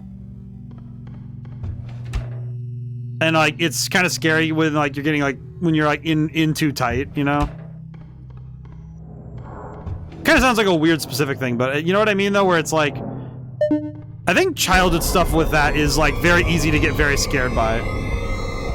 Weird. Get some distance. Get some distance. I don't want to deal with that. I know it's behind me. I don't want to deal with it. I don't think it's too fast, but I definitely need to... My pathing needs to be way more... Oh, God. Ow! Nuts and bolts, dude. Yeah. Oh, that's what he's doing. He's getting rid of the doors. That's why I keep forgetting. I forgot now, because he keeps getting rid of the freaking doors. That's not good. I am kind of wondering if he's going to, like, does he actually... Can he actually stop? If he hits me once, is that death? So I'm seriously wondering if he hits me once, is it the end? Because I'm kind of worried about that now. Okay, keep it running. We're good. We're good. Okay, just keep moving. We're okay. Whew. Get some distance between us and we're good. The doors are still there, I just need to open them. Just keep opening the doors, ODaM. It's okay. Oh, God. Yeet. We're good. This is definitely... I think this area might be the most effective so far. Uh-oh. Oh, I hate that. I do not like how much stepping I have to do around that. That's a bit uncomfortable, I'll be honest. Ooh. Oh, man. Also, we're well past the hour mark. I hope everyone's having a lovely Halloween. I talked about it earlier, you know, earlier in stream that I kind of had a rough run at Magic today, but I like playing Magic the Gathering today, but honestly, today's been really good. I mean, like, Madman's dice is out. You know, it's like, for all intents and purposes, that project is done. It's like, okay, the project's done, it's out. I'm very proud of it. I'm happy with the work I've done. Another fantastic thing out the door, you know? For the most part, I'm doing well. I think today did go pretty well. Like, I'm thinking about it, and it's like, well, yeah, I had a rough time at Magic, but it's like, brain. I don't think it was so bad that I'm like, oh, well, you know, it's like, oh, it ruins my day. It's like, no, it just, you know, it made me feel bad for a little bit, and then it's over. Doesn't mean that it didn't matter. Just like, you know, it's one of those things where it's like, well, I felt bad for a while, but bad things come and bad things go. How gracious is it that feelings are so fleeting? You know, it's like, oh. Oh, hi. I didn't think you'd make it this far. She spelled it, oh, hi. Nice. Well, congratulations. You're just about there, I think. Well, I didn't really have a gift ready, so, there you go. Unlimited stamina. It'll never, ever run out. Seriously? So, see you later. Seriously? Seriously? I can't run anymore. Oh, she took my stamina. I can't run. Yeah, I can't. Wait, can I? Hang on. Can the shift still work? No, it doesn't. She took away my stamina! You rat! Oh, now I have to walk everywhere. Oh, you rat, Spooky. Oh. Why'd you take away my stamina? I can't. On a card selling website, less than $1 cards I need such won't come to around about $60. Is it TCG player? Or is it like one of those things where it's like, well, I guess in general, is it just one of those things where it's like you've put the entire order together as one thing? Because I know one of the ways to get cards a little cheaper is finding the free shipping ones, like build up orders to free shipping and then like, you know, like partition them out a little. Because some stores will sell them for less. AX. I do not, or Axe, I do not know. I know TCG player for card games.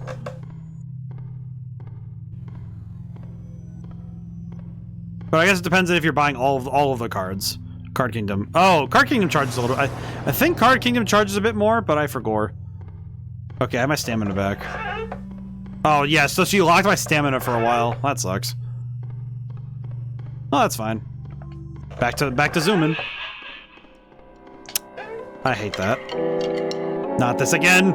Where is he?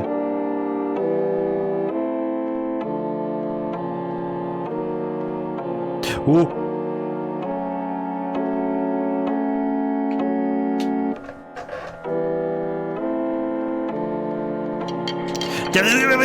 We're good. I don't need any of that. I am being so genuine. I don't want anything to do with that thing. This puppet boy can go. He can go sharpen. He can go sharpen his. He should go sharpen himself somewhere else. I don't want to deal with that. I'm basically on a timer in every area where it's like, okay, get out of here before he shows up. Alright, we're good.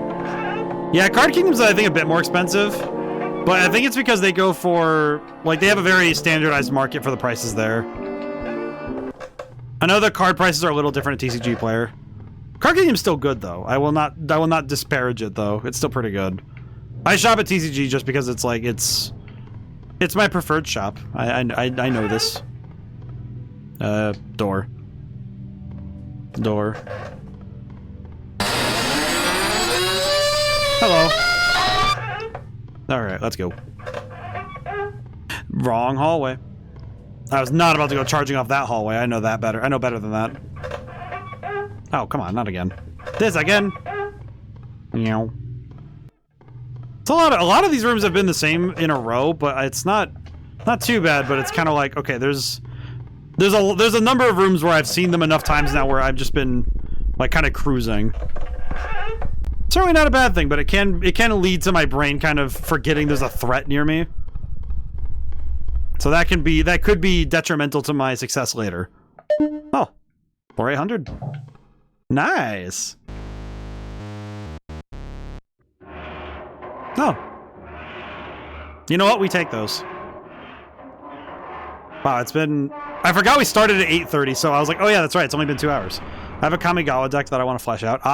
Well, Kamigawa is more expensive. That makes sense.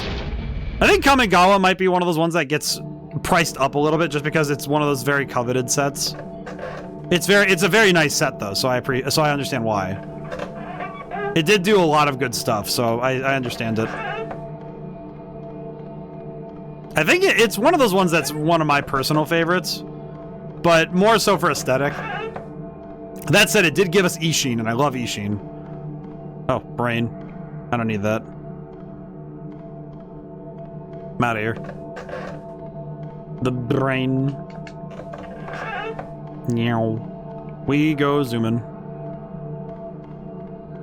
Let's see. Yeah, I know that... I know one thing that I deck build very differently because I don't tend to shell out money for certain cards. Huh. What is the point of these stairs if they're... Oh.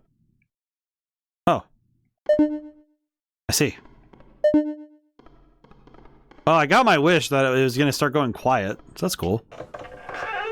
Meow. I think the bricks and wood are actually just painted on. Everything feels kind of fake. I keep hearing movements and voices. Peppers. Huh. Huh. Yeah, I'm good. I'm out of here.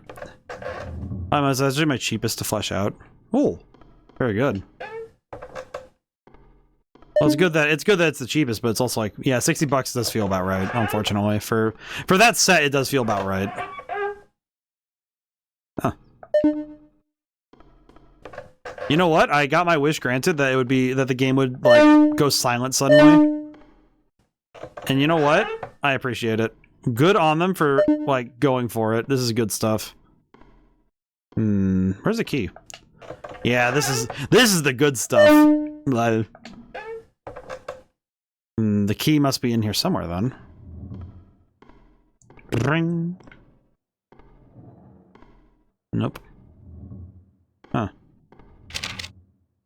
Here I'm coming down the hallway. I think he's outside the door now. Need to hide. Oh, I'm probably dead, aren't I? Wait, how do I know I need to hide?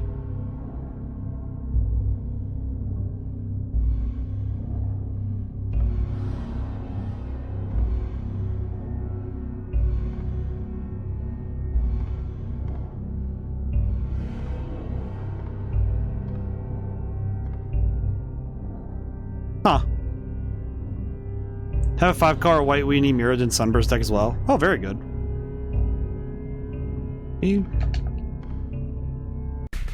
Oh, I see.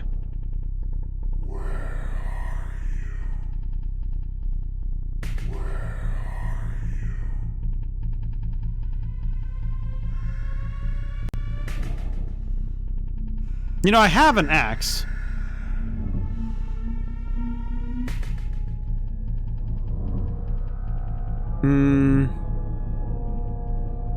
Is he gonna find me? And this isn't exactly like the most... Huh. Alright then. So, where's the key? Locked. We didn't really find a key anywhere, did we? Kind of unfortunate, huh?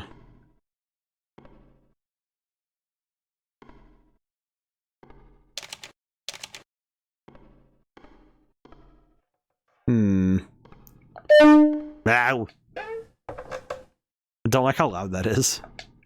Peppers. Alright.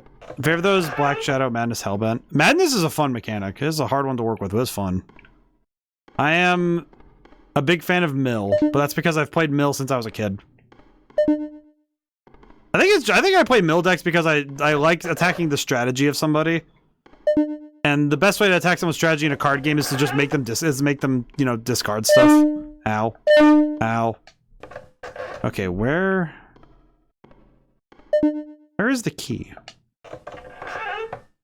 You know, you'd think there'd be a key somewhere in here. Or he would drop one or something. Huh. I think this part I'm like, ow. I'm a little concerned that there's not a concern about the way forward. Where is it? Maybe there's now a key somewhere else? Another mansion inside the mansion.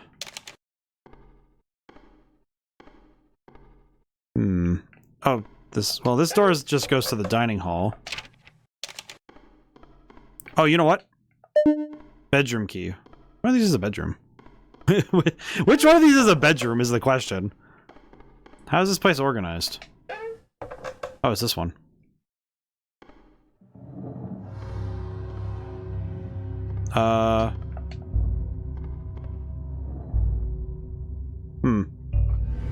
But in any case, yeah, card games are weirdly expensive sometimes, you know? I have a Necrogen Mists and other handless making cards. It has 4 Cutthroat ILs and deals in it. I see. Yeah, I feel like it is a thing though where sometimes it does happen.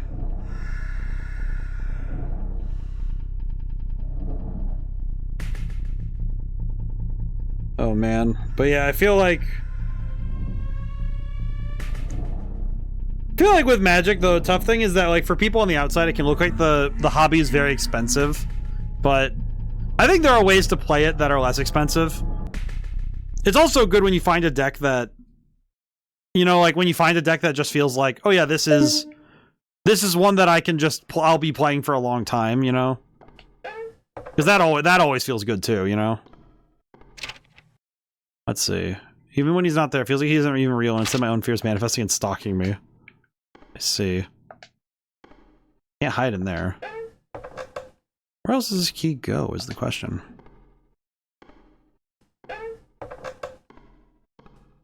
Oh, it opens up more than that. Okay. Intriguing. Key. Another key. Now what does this one open? It's just running around checking all the doors with all the keys. Ow. Oh, that's right, this one. These ones beep at me. Still locked. But I think with Magic, I think with Commander, the thing that I always like to point to is that with Modern 2, I think is that if you have if you get a deck you like, you know, you start with one that you like, or at least one that you think you'll enjoy going forward. Fake book picked up. Oh, it's for the library. I see. Okay. But as long as you pick up one deck that you enjoy, you're good. You know. Case in point, the very first deck I ever played was one that I still play nowadays, and that was like 5 years ago now. So he just runs into walls and stuff. So I think like if you find one that you actually really enjoy, you'll stick with it. It'll be okay.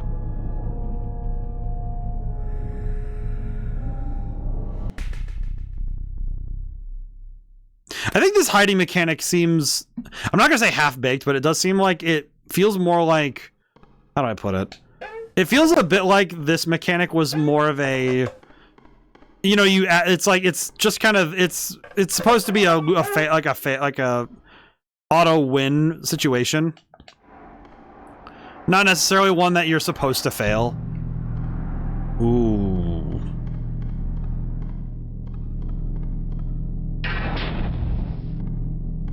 Oh God. Oh dude, these corridors feel... This corridor feels awful. This place feels awful. Oh, I love it. This part has gotten legitimately scary. This is so good. Look at this place. Underground corridors. Ugh, and the ambience. I do like how textured the walls are too. Look at that. It's not even normal mapped. It just looks grimy. Exit key picked up. Yay, we got the exit key. Alright. One of my most expensive ones to make is gonna be the 60 card no lands deck. I have only have one of the needed cards right now. Ah, I see. I know that I have a deck that's almost all lands. I did have to add some non-land cards to the deck, unfortunately. But I kind of needed to because the deck otherwise just had a hard time functioning. At least now it has a win condition, so it's all good. It's all good now. It has more than one win condition, rather.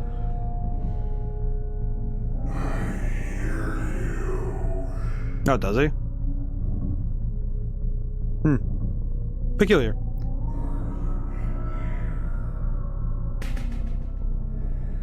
Oh, you know what's funny? It played the ambience of the chase being done multiple times.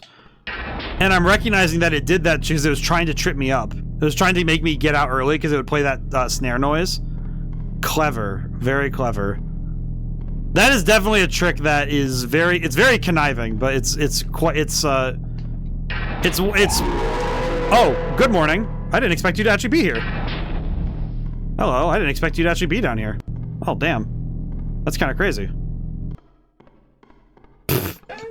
Good thing, but you forget, I am fast. I am speed. Kerchow, as they say. Nah, I'm out of here. I'm good. Young blood cannot catch me. I am too fast for him. Cut to me getting immediately bodied by this nerd. 100%. There has to be a moment. Mine has a wing edition. The mana actually comes from the dual face cards. Yes. There are many such cards that will do, there's also the ones that come from, that turn into lands, which is very helpful. Okay, let the stamina regenerate. I was gonna say mana regenerate. Yeah. Pardon me. It's just, ah, yes, of course. Well, the music's still going, so that means he's still chasing. We still got some running to do, unfortunately.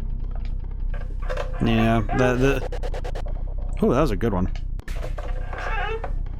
Yeah, the snare keeps cutting, but it's not, the music's not over, so he's still chasing. Ooh.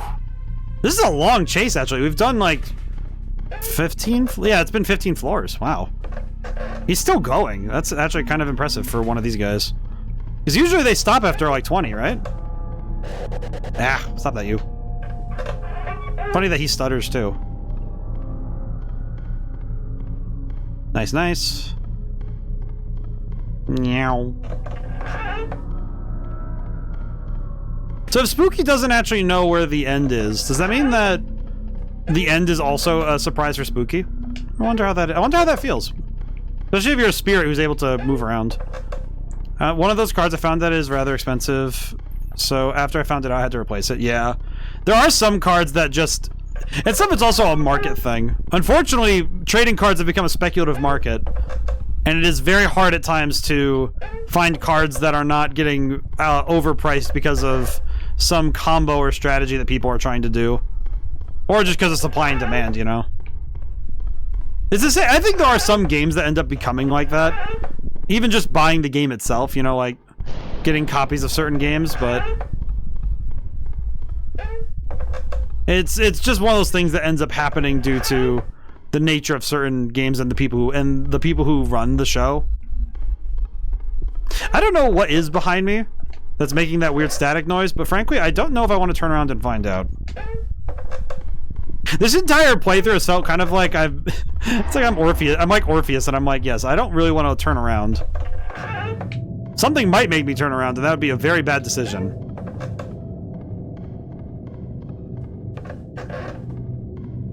I feel like playing this game without turning around would be the most insane thing ever. One red dragon in, but that's like $30 or whatever. Yeah. For me, my hard and fast rule is generally is that with no exception, if it goes above $8, I will not even begin to entertain the thought of getting the card. Like if it's anything more than $8, but even then like $5 is the maximum I will go for a single card. If it's anything more than that, it's like either it has to be very important or I put it on a list and just wait for it to drop in price. Because some cards do drop in price, but like $5 is the maximum I will pay. Because some like I like a lot of cards are not worth it to me, you know? Like they're not worth that much money to me. Which is a matter of priorities. RDI isn't a card, it's the entire game. Oh, that's not too bad. Oh, our Red Dragon is high. Oh, good lord. I forgot you do that sometimes.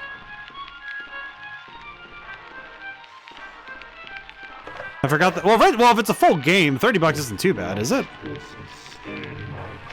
Is he talking about wearing my skin? Dude, I have dry skin. You don't want this. I actually do. I have a problem with it. It's actually why my scalp gets very dry.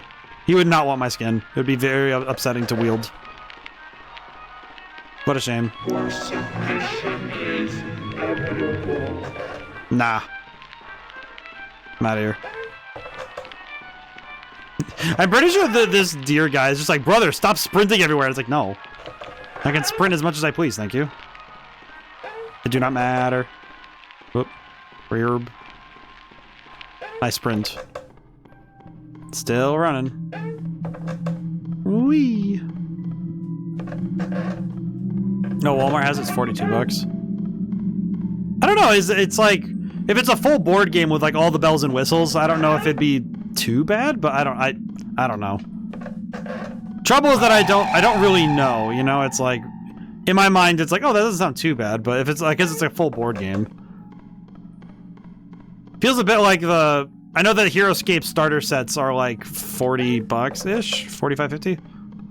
I really like the HeroScape stuff. I don't know. I have such a soft spot for HeroScape because I used to play it as a kid. It kind of was like Warhammer. This budget's a bit much right now. Yeah, that's fair. When it cuts into your budget, yeah, it's like, that's fair. I understand. Oh, jeez. I had to eat dinner very quickly when I got home. I went to Magic and then I got home. I didn't get to get dinner because I was going to pick up fast food, but the place next to the store I was playing at does not... It was too busy. I just couldn't get food before then. 900. Wow.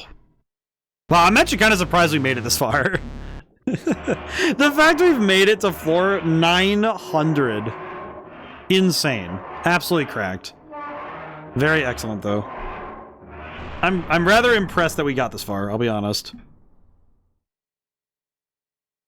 Oh, jeez. I'm taking a moment to sit. Taking a moment, you know? Oh, boy. Just like taking a moment to sit. I think I just needed a moment because I'm like, ooh, okay. Taking a moment. Oh, okay. Only 3 deaths. I think floor 900, 3 deaths. That means that for every floor, for every 300 floors, 1 death. I think that's a pretty solid ratio, you know? And according to this, there's 1,000 floors, so only 100 more. Let's go. It said there's an endless mode, but I imagine that's like an arcade style thing where your goal is to get as many as you can without dying. Which is good. I like that.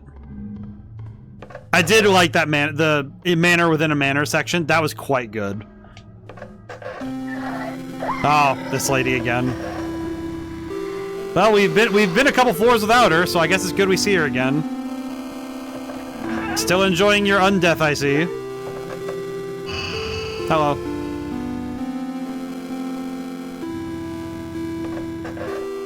I don't know why I'm just thinking, the way I said that, it sounded like I was about to, I was sounding like, it's like, Virginia! Won't open. I think the water is too high. Water is too high. What in the goddamn? Research report. More and more beached whales. Okay, can I just say this place? Diabolical in its in design. Oof. Oh yeah. Oh, good job, game. Research report. Whale 15D has died much sooner than expected while I was away on holiday. Regret not being here, but I estimated longer. I'll say nothing wrong with the lungs with stomach had a circular hole. A parasite? Too dark to see. It's 4 zeros. How? Oh, brother. Can I just say, I appreciate that this game is doing exactly what I said it did, and I'm realizing, you know what's the best thing? It's doing exactly the thing, which is get the player so used to a particular type of stimulus, and then change the stimulus. Like this. Oh, this is not what I wanted. Oops. Oh, I can mess with the thing. I see. Lantern. 15A. 14D. Is there a code, perhaps? Do any of y'all happen to have a code? Are you talking about the door to darkness? Exhibit's 4132. Well, that's the only numbers I've seen so far, so maybe 4132 is the thing, is the doodad.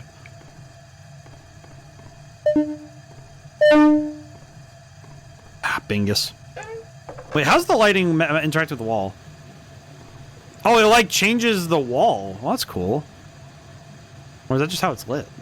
Oh. That looks very nice. I appreciate this. Okay, I'm guessing the password on this is 4132, yeah? Man. 4312. Yes? Deb, is it good? Is it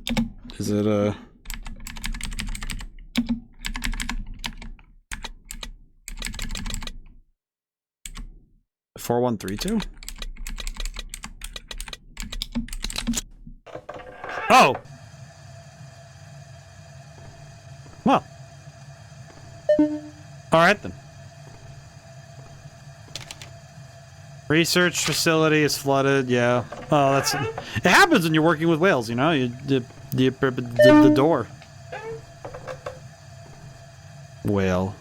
Whale. Whale. Can I put this lantern down? I don't. It's kind of cramping my vibe.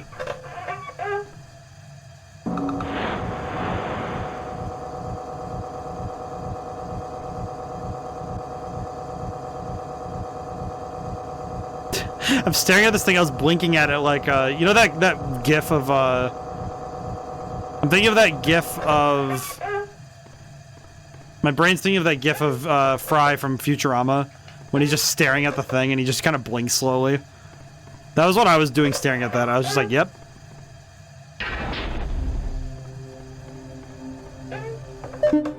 The lantern got snuffed out. Oh no. Oh no. All of my trauma just came right back. Oh. Oh no. I know what that means. I don't like that. I know why you would put boxes in conspicuously putting boxes up so you're out of the water.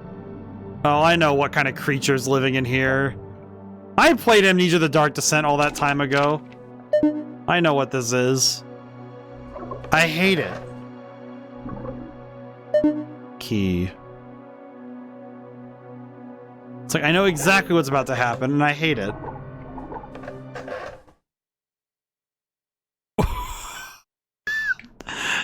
No. No.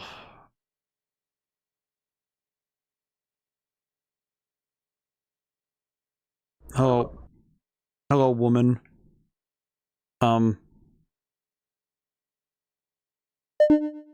Look around for... I don't wanna.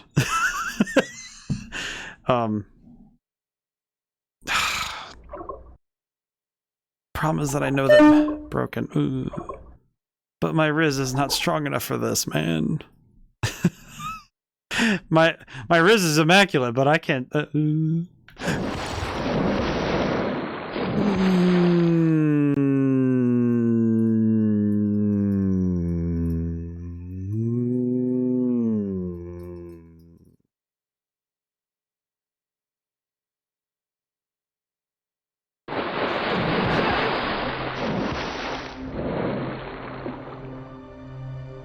Fuck this. Alright,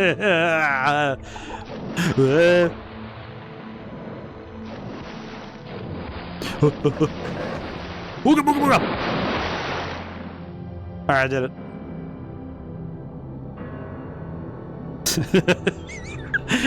I feel like, you know what it is? It's that this is like primal levels of fear for me.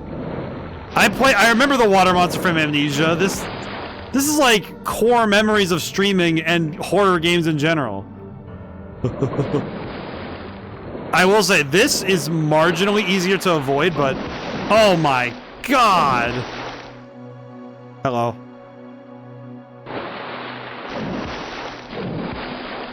Oh.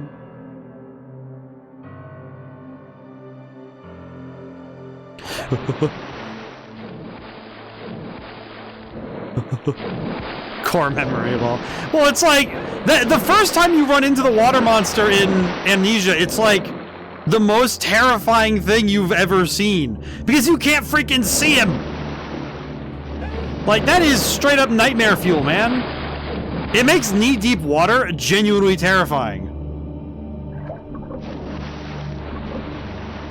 Like, for most people, knee-deep water is not something to be afraid of. It's just something to be concerned about. But like, this is like, oh god, no, you know? It's like, there's a level of dread with this that's like, yeah, no, I'd rather not, you know? And they tried to lure me in with like, pretty lady. And it's like, dog, I am Odysseus. I will not be persuaded in this manner. Unless you're a D&D gnome.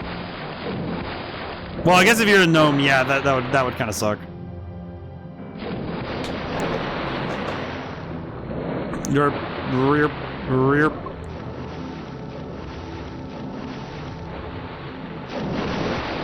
Ooh,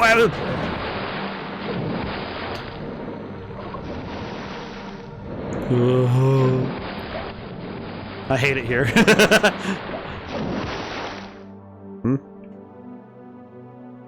Okay.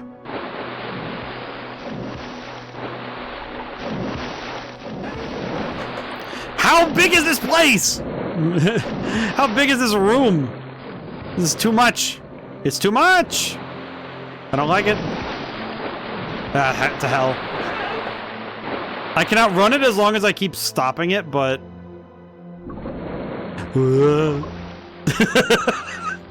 This place, man. This is definitely, like, 100% the scariest one for me. Okay, supersonic racing time, let's go. I don't want to deal with this no more. I'm out of here. I can just dip, I am out. Lady, you cannot fathom my speed. Just look at my speed. Like Vegito, just... You can't keep up, just look at my speed. How many rooms are flooded? Whoever just saw... Okay, secondary question. Maybe this is the question I should have led with.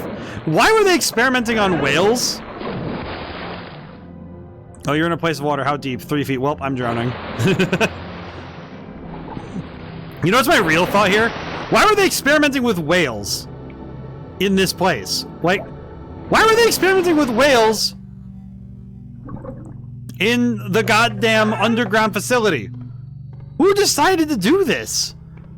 Why whales? Why down here? We're like 5 bazillion feet under the earth or whatever. DM forgot about the gnome in the group. I mean, hey man, he expected you know how to swim. It's okay. You took swimming lessons. They're required in the Adventurers Guild. It's funny. Alrighty. Okay, I'm gonna be real. I don't want to die now because if I have to redo that section again, I am going to lose it. Because I don't want to... Oh, brain. Don't need to deal with that. I don't know what that brain does, and I refuse to find out. I do not want to hit that thing. But stop that. Wait, 944... 945. Okay, we're good. I was gonna say, please tell me we're not going back and forth all the time. I feel like this game, in my, like, to my view, it feels like this game was not made for somebody to be constantly sprinting. Okay. Right, so left, so, oh, it's left, left, center, right. Nope. Left, left, center, center, center? Yes. Okay, cool. Not bad. We take those. Yeah, now death is unacceptable. I refuse to do that water shit again. Whatever it takes. By any means necessary. I do not want to be here again. Oh, boy. You know what's funny? You mentioned that, like, the DM forgot the gnome in the group. One specimen you avoid because of a long hallway. Yes. I kind of recognized I avoided one because of that hallway, because I see that hallway and immediately it's like, nope. I kind of know that move. I know that move too well, you know? It's one of those things where, you know when you know the move? It's sort of like... You know what it kind of feels a bit like? Is when you see a strategy that you know very well, and you see it happening again, and you're like, yep, okay, I'm not letting that happen. Because you know the strategy. That's what it feels like, is it feels like, yeah, I know that move. That's the one I would pull. Actually, funny thing, I haven't played this game before, but I did that exact move in Madman's Dice. Because there's a hallway, there's like infinite hallways, you know? That's one of the ways you can die, actually. Let's see. Okay, so it's probably right, right, center, left. Yep, okay, I know this one. Man, we've only played this game for... It's been 2 hours and 20 minutes. Talk about my gnome story. Is that sometimes I think it's very easy as a developer to get tunnel vision on a certain thing and forget to consider all factors of your game. Sometimes that comes down to character design too. It's something that I dealt with Red Genie back in the day, was that, okay, with this character, what is this going to do? And I had to make sure I kept my vision locked in on how particular like things were going to be influenced by party comp. Party comp is really important when you're doing certain games like that. Because I think D&D especially has this thing where this an adventure one time. Okay, so center, center, right, left, right, center, or right, left? Oh, center. Oh, it's 3 centers. Left?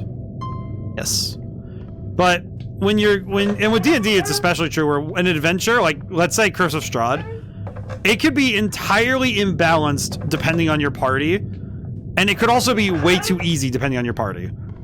Like you bring 4 clerics into Curse of Strahd and you're going to body most encounters because you have the holy damage to really like run the gauntlet, you know? But if you play that with like 4 fighters, and it might still be good, but you might have a harder time with certain encounters. The key is that when you're considering what you're designing, you need to consider what the players are going to have available to them to complete it. I guess that with this game, the way I would use that same analogy is that there hasn't been an obstacle that feels like it's been so far out of left field that I wouldn't be able to figure it out based on context clues that the game has already given me. And I think that's great. 1,000.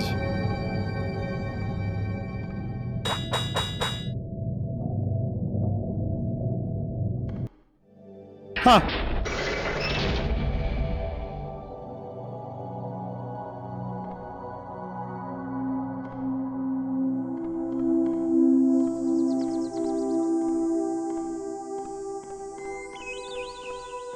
Huh. Well, this seems way too zen.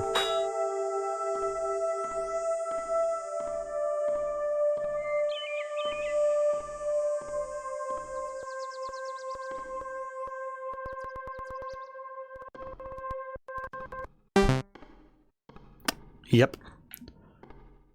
Well, you made it. Congratulations, I guess. Well... Oh! So now you must pass one final test to prove your fortitude or dedication or something. One more. One more door. Here we go. Can't sprint either, so time to move. Whoa.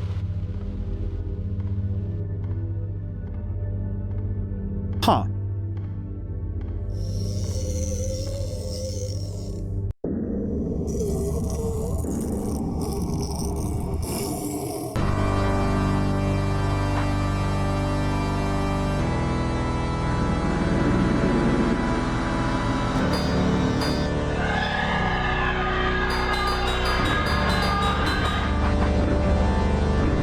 Do you die, or is this like... Ow.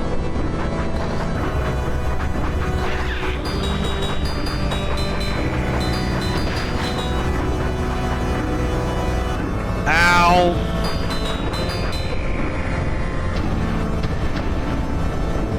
Ow.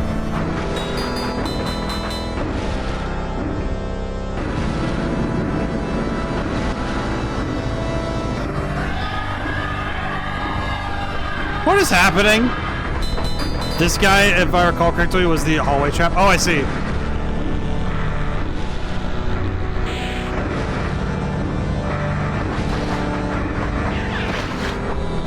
Ow. Ow.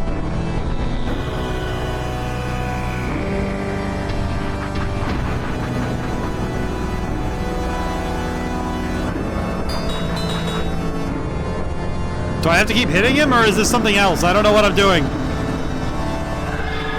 I wasn't expecting a boss fight in this bitch.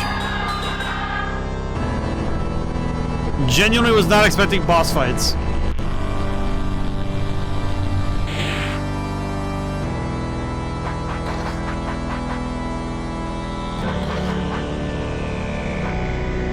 Whip.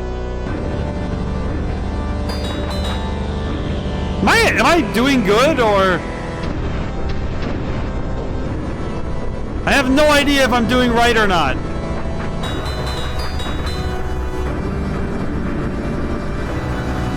Sir, can you please stop bleeding on my face?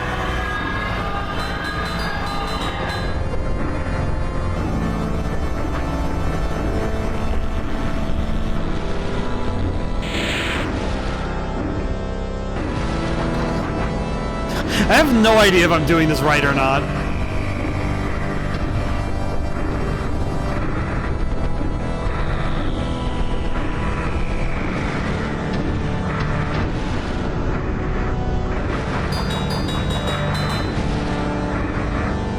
Am I doing this right? Like, I have seriously no idea what I'm doing. I don't know what I'm doing anymore.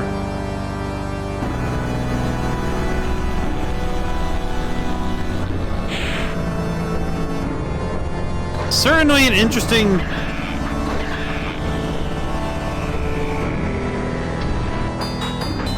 Oh! That's how I've had to fight him this whole time? Oh, that's stupid. I see. Okay, I've been just running away from this whole time. Okay, that's my bad.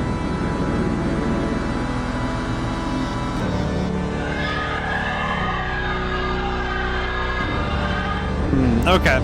So we have to, it's Ganondorf from Ocarina of Time. Got it. I can understand this.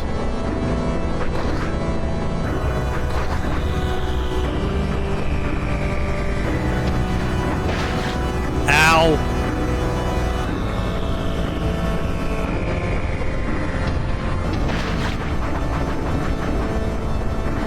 Come here, nerd.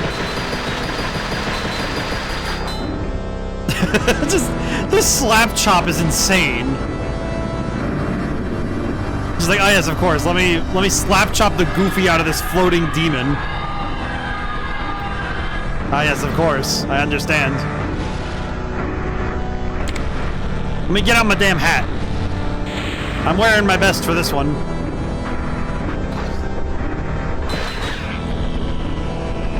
Okay, I can survive one. Bing bong, bing bing bing bing bing bing. Just like Orda swinging an axe at him. Just 500 axe swings. 5 million bow-bows. Kill him. Why is this music so loud, though? And run. There we go.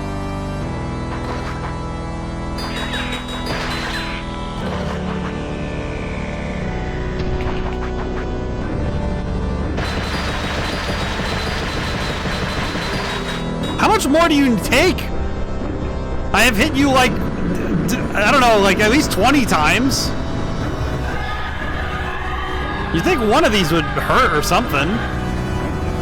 I feel like I've been hitting you for like an hour or something. Oh, he's doing more than one. Ooh. Oh, there's more than one.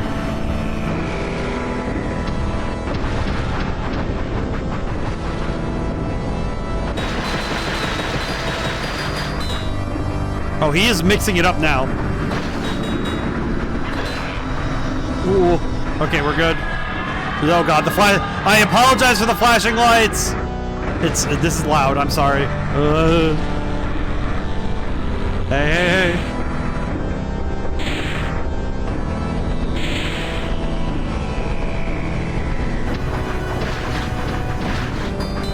Not like this. Not like this.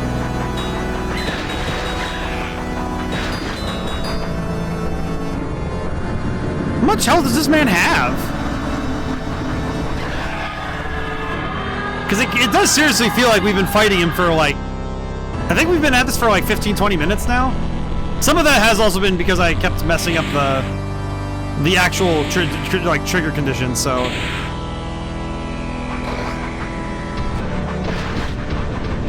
No. Oh, that was way too close. Oh, God. Oh, come on, man. Just die already.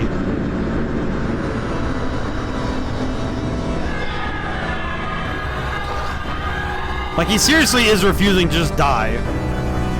Like, we've been at this for quite a while already. Okay.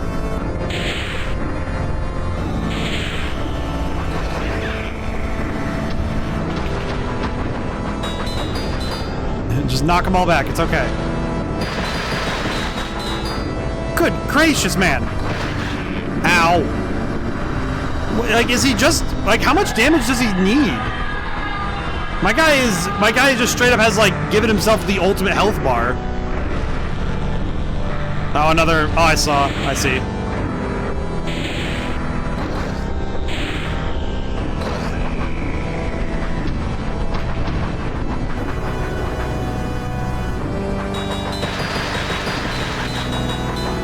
Oh my god. 07. 07 to the boy, but he needs to die. Touch heresy is not allowed. How much... Again, how much HP does this guy have?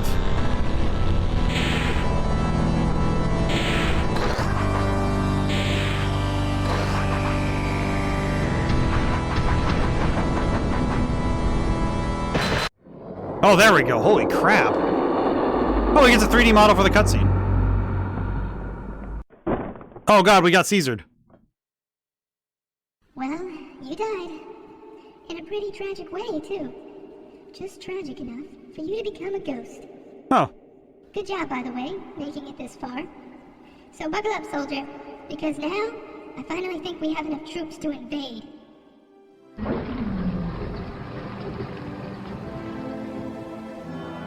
We won the boss fight, but at what cost?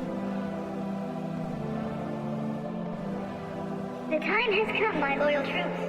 No longer shall we be called cute. or adorable. What? No longer will we be disregarded and ignored. For now, What? we are the most feared army in the world. What? Do you really think it was going to end seriously? Eh. You know, to be honest, Jesus Christ.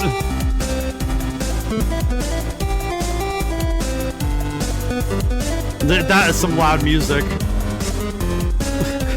This game is quite loud, but good stuff, you know?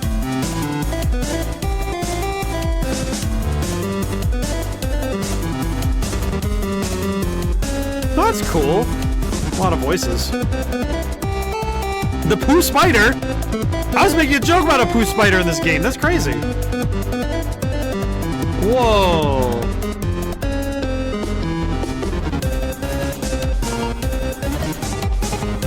Good stuff. GG's.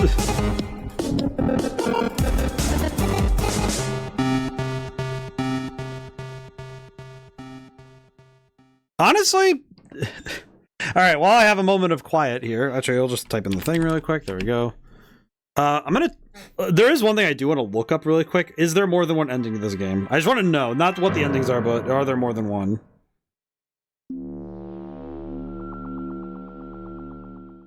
Jumpscare Mansion. Let's see.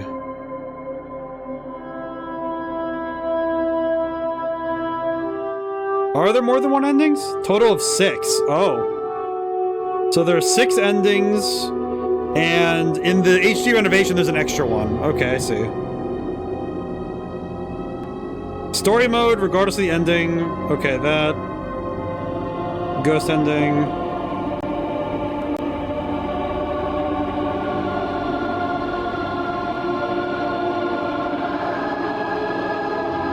Oh, I see. So I got... Okay, funny thing, I got that... So I got that ending because I got that ending specifically because I didn't kill many I didn't fight many things with the axe. Specimen ending is if I swing axe at basically everything. Birth the player, after defeating 9th form, instead of being crushed by ceiling, keep swinging the axe at the box. Spooky appears in similar fashion, except this time her dialogue is different. She created the player, and thanks to make a fine specimen, they're dragging the axe behind. Joke. There's a joke ending.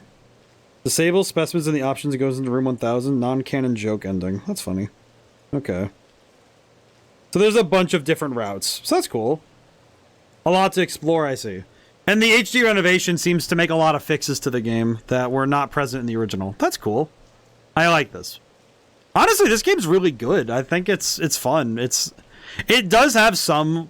I think the only thing that this particular version has a problem with is that it's not... It doesn't have a lot of settings for like managing the gameplay experience very well.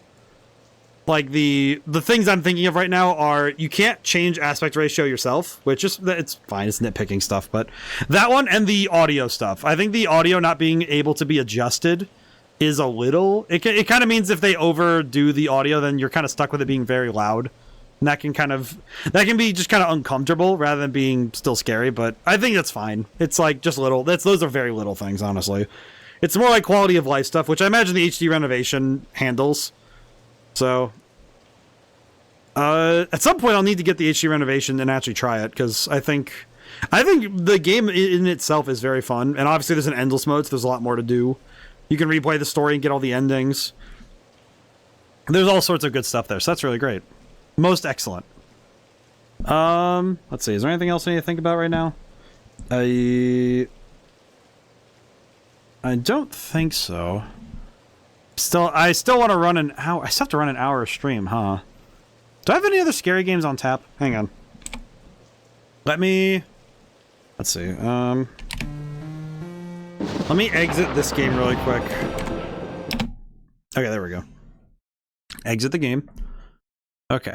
Yeah, my resolution is all screwy now, because... The only downside with it, too, is that because the resolution was all screwy on that game, is that it kind of messed with my settings in general. So that's a little awkward, but I think that's fine. Available content. So what is it? So I'm going to look at the store. I'm going to really quickly take a quick gander. So basically the DLCs are they're just add-ons to the game's areas. That's not too bad. That's pretty good. Very cool. Okay, do I have any horror games installed right now that I could play very quickly, or... I mean, otherwise we could call it. I mean, we did beat the game, so... Not like it's... I wouldn't feel too bad if that was the end, but also it's like, I would like to... I could replay at Dream Barbecue. No, I don't want to do that. We're good. We played Dream Barbecue. We're good. Let's see. Are there any other games that I would consider like horror or horror adjacent that would be fun to go jump into? I still can't get Labyrinth of the Demon King working. That was one game I was hoping to play this last month for Halloween, was Labyrinth of the Demon King, and I couldn't get it working. Oh, Look Outside has the update. That's right. Look Outside, by the way, got an update just this week for the 2.0 update. I'm so sad because I'm like, I want to go play it, but it's like I haven't had time this week. Very good, very good. I'm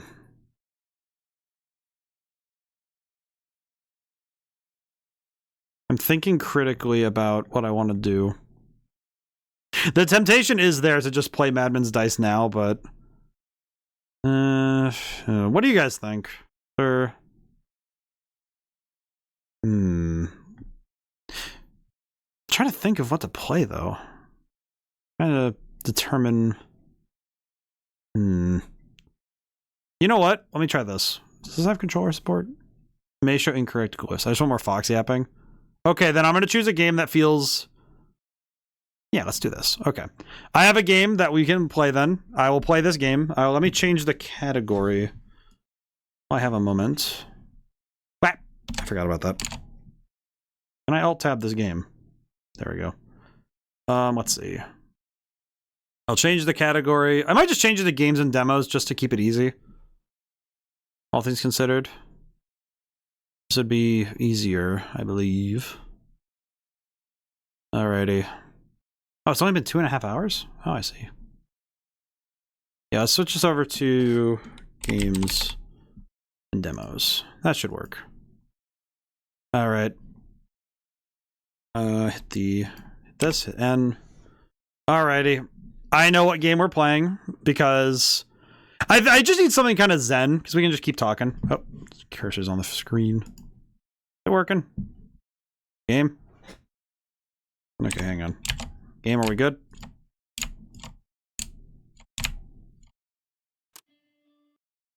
Oh, there we go. It just went.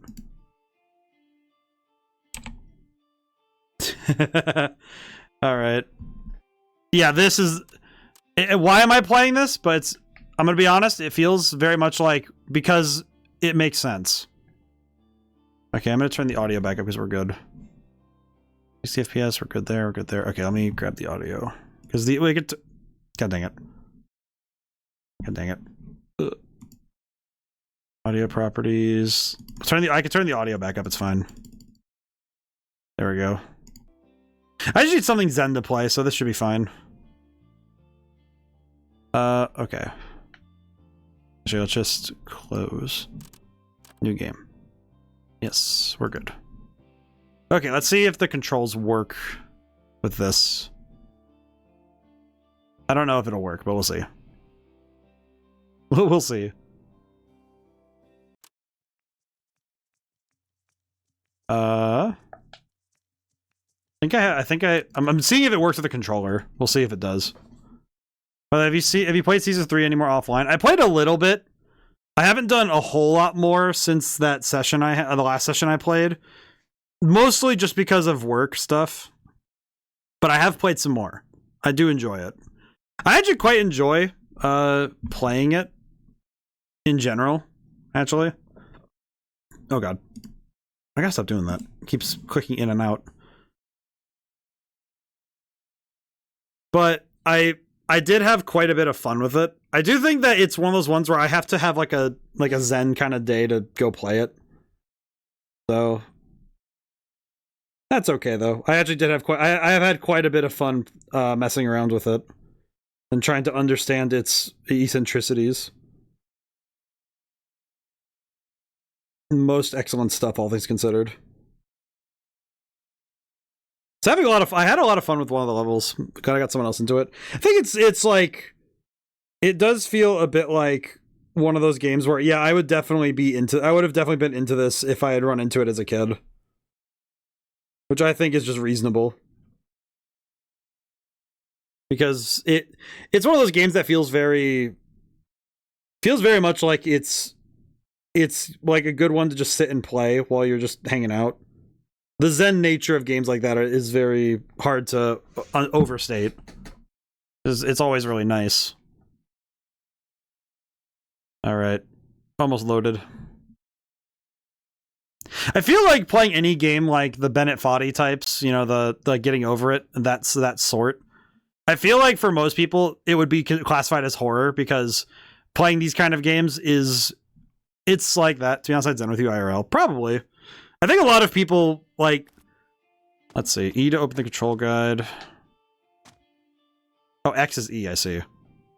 Okay, let's see. Let's run. Okay, so left trigger's run. Roll boulder right. Roll boulder left. Let's see. Okay, so the bumpers are those and. Okay, I see. It's all toggle controls too. I feel like people who have met me in person, it's like the way I describe myself as like almost like a cryptid, where I'm just like I'm a strange creature. But glad you figured out some of the basics in it too. Yeah, it's like I think the basics in Season 3 were very easy to pick up once I started understanding what the game was actually demanding of me. But it was very nice to like go through that learning process. I think the learning process is part of the fun. All right, up we go. Ads, yeah. I will say, I feel like this game to me feels a bit like working on one of those like little sand garden things with the rake, where it's like, yeah, your work at the end of the day, your work will be undone, but the fun is in toying with the system. And in this, it's like, I know that the idea is like imagine Sisyphus happy, but I think it's just more like it's funny to consider that someone made a video game out of the eternal punishment of a most famous king. Just very funny. I feel like, too, I remember I played Getting Over It a long while ago. I got close to finishing it, but I couldn't quite clutch it out. And I don't know if I ever will be able to beat Getting Over It, but I don't think the point is for me is beating the game. I think it's just in the experience of it. You know, just kind of like enjoying the quietude. I think some games that's the point. You know, you're not really playing it to finish it. You know, you're playing it to enjoy it. Funny thing, I actually feel that way now about Skyrim, where it's like I don't really play to beat the game anymore. So if I load up a playthrough of Skyrim, it is to just enjoy myself in the world I know.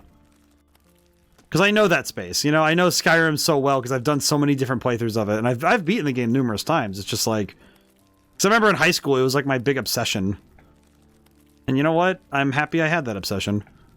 I think Skyrim is still one of those ones where it's like I feel like it's very easy to understand why people get really into it, because I think the world building of Skyrim is hard to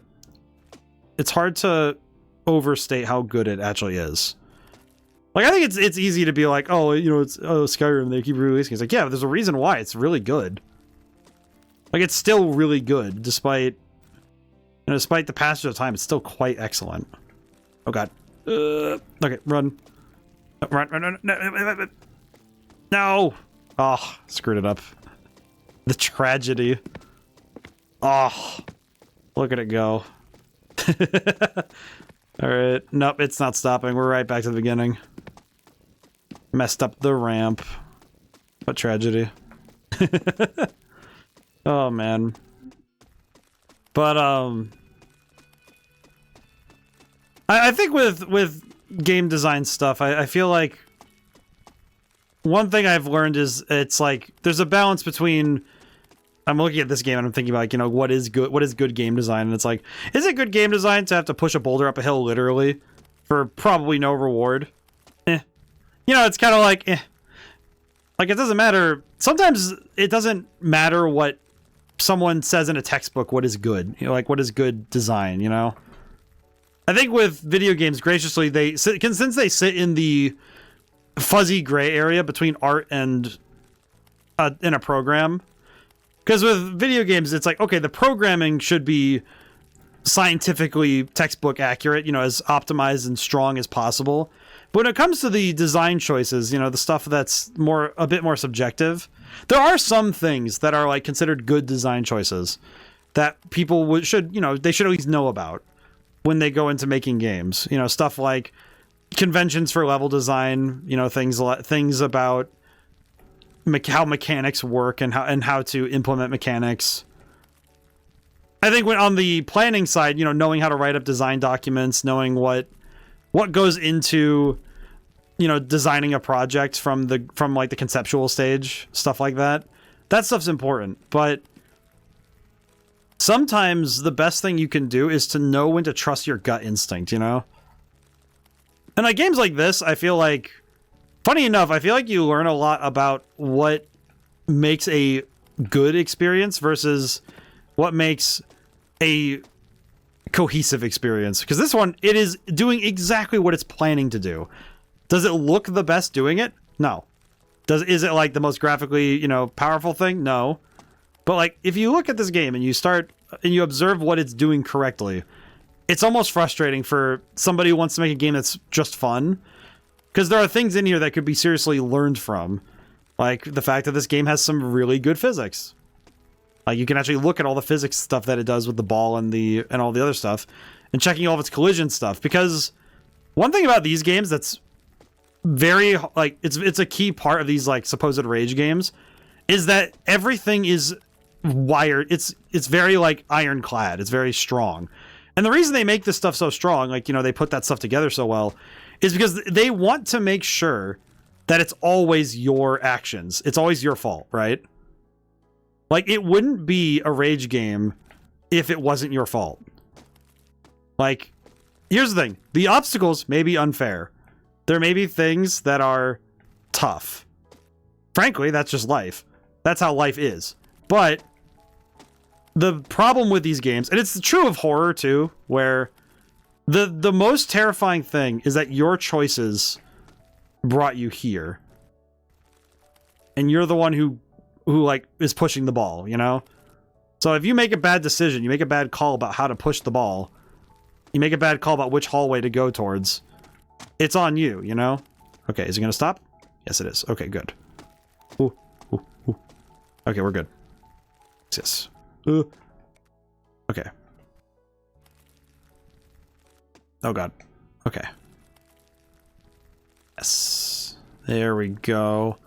And even more frustrating is that the stuff that this game is doing very well on the design front, like game design stuff, it's actually annoying how good it is. Because this stuff right here, it's trying to teach you important skills on, like, you know, ball control stuff. It's trying to make sure you understand, okay, this is how you keep the ball going in these situations. And it's like, it's tutorializing so many things you need to know. And it's annoying. Because if you're an experienced player or, you know, you're a game designer who's trying to learn from these games, it's frustrating because you know that it's doing everything right. It's like on a very technical level, this game is doing so many things correct. And it's infuriating, you know? Because you just go, oh, I see it. I get it. You know, you get what the game's doing with the ball. You understand.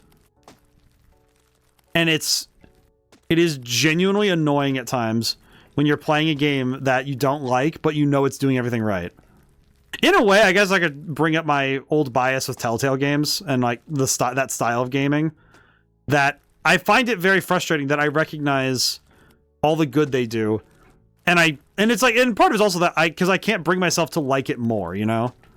Like, that frustrates me in a way, you know? Like, oh god, come on, stop. Okay, we're good. Okay, we're good.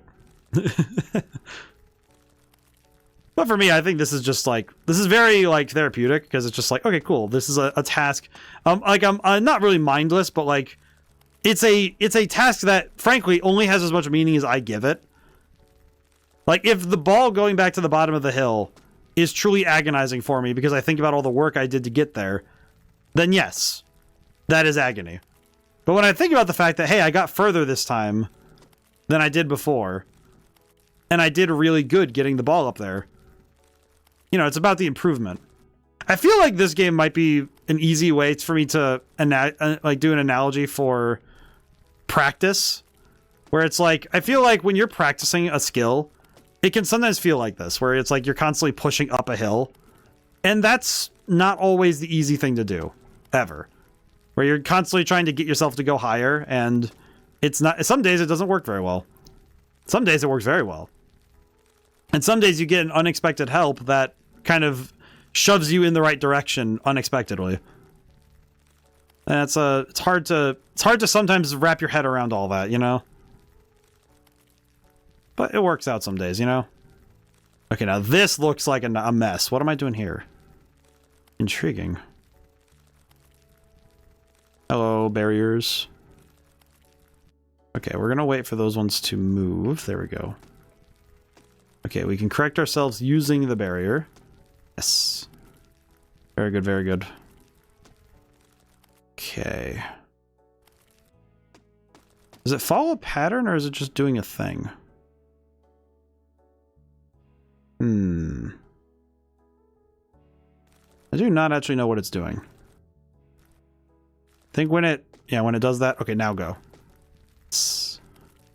Alright.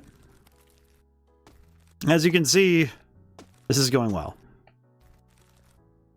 I feel like playing this game as part of my celebration of working on my own game feels a bit weird, but at the same time, I kind of think it's right. I think just having, like, it's kind of the closest thing to me doing just chatting as I can, you know? I don't know why I don't like using the category too much. I don't know. I think just chatting never quite fits what I'm doing.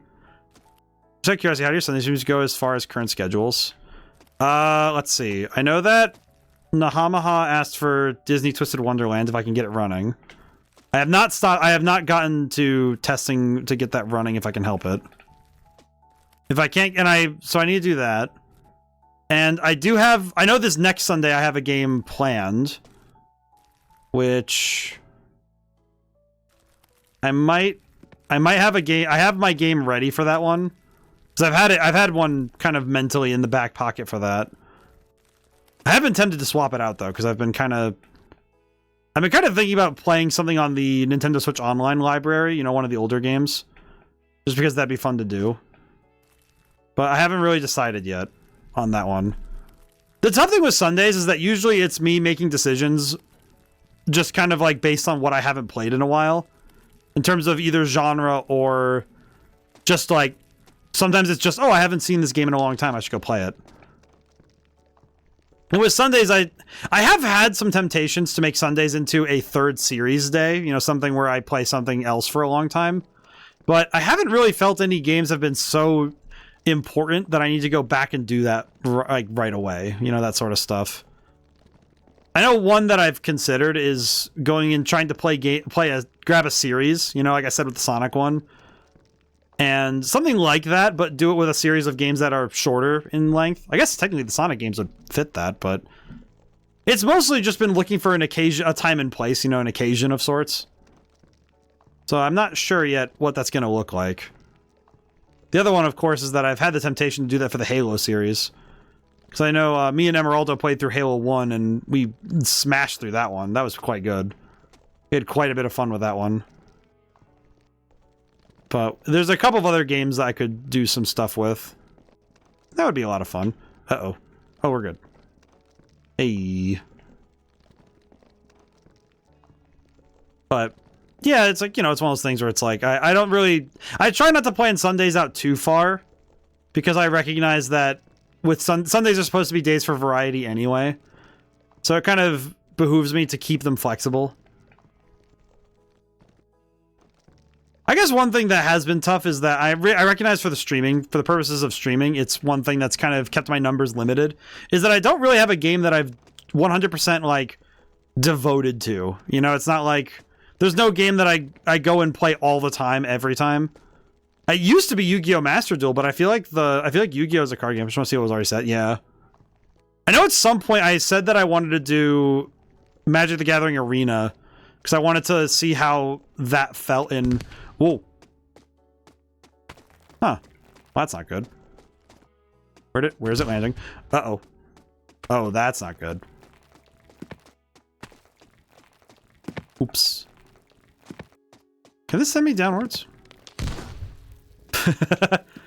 Oh, that would actually be rather fun to just mess with that. Oh. Oh, well, it's stuck. Well, that's not too bad. You know, honestly, that could have been a lot worse. That could have been a full reset, but that wasn't too bad. Okay, we're good. See, we're fine. Everything's good. Alright. Like, I had an idea to do Arena just to showcase, like, okay, here's what Magic the Gathering is, and do that. I could do that so I could talk about more card games. Because I haven't played Arena at all, so I might get a lot of those, like, first day playing bonuses and such. Get a lot of Final Fantasy cards. I probably would only open Final Fantasy, but I shouldn't be so greedy. I should open other sets too, because I think of the current sets in Standard that I would want to open besides Final Fantasy, I'd probably want to open Innistrad Remastered, honestly. I really like Innistrad. I really liked the Crimson Vow and Midnight Hunt sets that came out. God, those came out a while ago. If I recall correctly, Arena actually altered some cards on it. Yes, it does. They will mess with cards for online balance, and that is A-okay. I know that VV got a major change because it's now a tap ability instead of a pay 0. But I understand. I understand that sort of stuff. But it's like Master Duel I don't go back to as often. I haven't run many play with viewers games often lately. Mostly just because I've noticed that people are kind of busy, so it's like, well, I can't really guarantee that we'll have a full lobby of sorts. So, and that can kind of make playing with others a bit sad. That's actually why Mario Kart days have stopped, because I haven't been able to consistently plan a day that everybody can show up for. So it means that I can't really run Mario Kart as like a thing. Similarly with Master Duel, it's like if I do a playing with viewers thing and nobody wants to play, it's like, well, Kind of like, oh, well, what are you going to do, you know? And L-Sword, I think the only reason I don't go back to that one more often is just because I don't play it enough off stream to be able to keep making progress. And every time I play L-Sword, like, people love it when I play L-Sword, and I just keep forgetting to, because I don't play it every day. It's kind of the hazard that comes with also not being a full-time streamer, is that I have to, because I pick and choose my games the way I do, and since my main goal with streaming has always been to study as many games as possible to become a better game designer. It's a very different sort of thing, you know, when I choose what games I'd play, but I'm just supervised for my schedule log. Yeah, it's just like, it's one of those things though where it's like, I don't really begrudge anybody for that stuff. It's just like, okay, but I still have to run my show, you know, it's like I'm still streaming my 3 nights a week, so I need to choose my games rather carefully. Ooh, this is gonna be close. Come on, don't. Okay, we get it. We got it. We're good. Okay. Ooh. That's gonna hurt, isn't it? Oh no. Oh no, okay, I'm not gonna be able to catch that one. I think this is gonna be Dunyan Rings for me, isn't it? Ooh. Okay. I just need to get ahead of it. Where is it? Where's the ball? The ball! Out of bounds 3 times. Home run. Where's the ball? Ball. Ball! Ball, please stop. Okay, it's gonna come to a stop. It's good. We're good. Ooh, that was close. Oh no, it's not to stop! Okay, no, we're good. Okay, we're good. Oh, that was a close one. Very good. But, yeah, it's just like some games but because I want to keep playing new stuff, I don't tend to go back very often. And the only times I do tend to be for playing with viewer stuff, you know? Or for games that you know, it's like, I have told myself I should go back and replay certain games from from the first year of streaming sort of stuff. I think one that I've considered going back to play so that more people who watch me now could see why I like it so much, is going back to play Triangle Strategy again. Like, I probably wouldn't play the epilogue because I've heard that it kind of changes the story in ways that I don't think I could really get into, because the ending was so, God, the ending for the Golden Path is so good. I don't want that to be tarnished in my brain. Master Duel Arena, I'd have to grind for cards. If I could upload a deck, I'd play after work on Sunday. Yeah, I feel like that is one thing with Master Duel that does suck, is the grind if you're trying to get into it new. I know that for me personally, my account, like, I've had my account for like a couple years now, so it's like, well, you know, I have a bunch of cards. I just recently saw they printed new support for the BES deck. I didn't even know that deck was going to get new cards, and I'm pleased to see it, because I may or may not have gotten those this morning after I had hit release on Madman's dice. Oh man. It just feels surreal that my game is out, because now it's like, okay, I have to go to the next project, and it's like, okay, what's next? And for me right now, I guess just to update everybody on what's next for me, I got hired basically for a freelance job for another independent entity. He's an artist who does some very good stuff, and they were looking for a game designer, and I was just like, yeah, sure, I'll throw my hat in the ring, and I actually landed it. Mainly just because I am, frankly, it feels very arrogant for me to be like, because I'm freaking awesome, but I mean, I kind of am. But it's just like, in seriousness though, it's just because I fit what they needed, so it's like, all right, cool, I can do this. And I'm excited to start that. I'm going to start that. For me, I'm probably not going to go full tilt on the project, because I still need to do research for it. I need to get like Godot and stuff installed and running. And I need to read, because they're doing a game based on 80 around the world in 80 days, so I have to go read the book, because they're actually sticking quite close to the original story's beats. So I need to go read the book, and I actually now own a collection of Jules Verne stories, so I'm gonna go read those.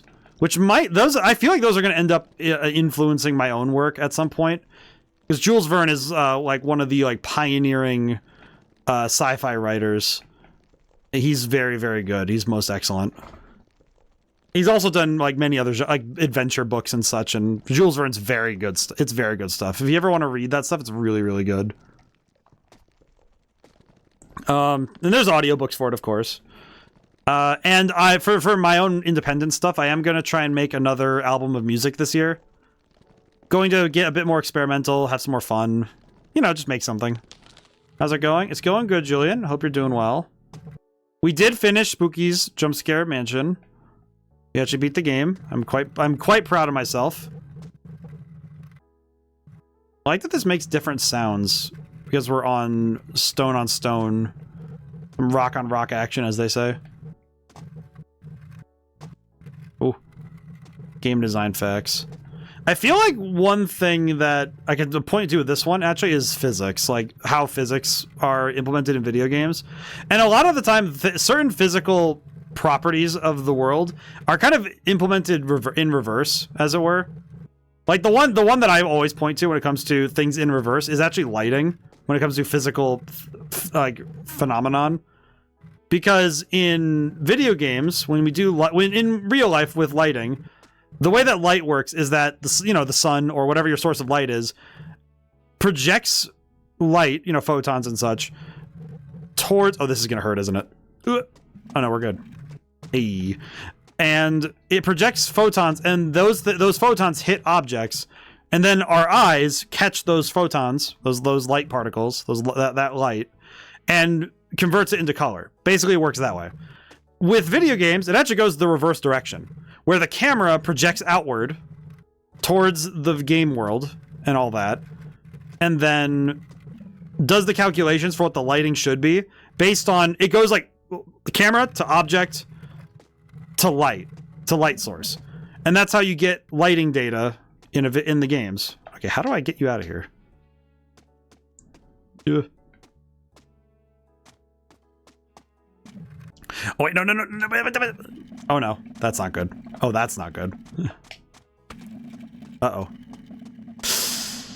Uh-oh, SpaghettiOs. That's not good. Oh, it's going fast. Oh, that's not good. Uh-oh. Uh-oh. Okay, no, it's coming back. Holy Toledo. Oh! Ball! Boulder, please. Okay, Boulder. Oh. Where? Holy shit. But, I feel like, you know, like, with physics, it's also, like, it's very much like, okay, we understand what physics are, so how do we implement physics, rather than physics exists, how do we make physics do the thing we want to do? It's, okay, physics doesn't exist yet, how do we make physics like real life? Like, getting this ball to drop with like, acceleration and velocity, because it's clearly being acted upon by a gravitational force, rather than it being like, you know, like with real life, you know, with physics, it's like, okay, gravity just exists. We have to program those physics in. And a lot of that comes down to, you actually have to know the math of these physics and be able to implement it. I guess one thing that is funny is when you're in game design, you actually do have to take physics courses, which I probably could have taken more, because I really like physics. It's funny, because of all the sciences, physics is my favorite. Even though it is the one I slept in the most when I was in high school. Not even because it was boring or because it was just because I was literally tired. Because when I took physics, it was right after weightlifting. So I would end up getting very tired and I would not be able to keep myself awake during class. Still passed though. Still got A's in that class. Which honestly somehow feels like the best way I can describe is its peak ODaM move to be asleep during a class and still be able to understand what's going on. Because honestly, that's how my brain works, is I could just kind of hear things and be like, yep, understood. Though I still prefer taking notes when I'm learning something, you know? Like if I'm going to research something, I like to take notes. I get a notebook out and I start writing. I prefer that. Actually, one little thing I ran into when I was joining this project that I'm going to work freelance on was that the current jumping was only like it would literally just like raise the character up a bit, like up to a height. But the best way to do jumping, from what I understand for feeling, is you want it to be closer to reality, where it's gravity based, where it's acceleration focused. Where basically the idea is that you want to apply a force that, like, you want it to be velocity and acceleration. You want it to be like, okay, apply a velocity going straight up, and then with that velocity, you then apply acceleration to it with gravity, where it's like, okay, so for every second you subtract 9.81 from your jump velocity, from your velocity, right? So every second you subtract it, so then you start losing, you start losing your speed going up. But it means that you're like at some point when you're working with, physics like that, it means that while something is in motion while it's falling, at some point it will come to a stop in air, right?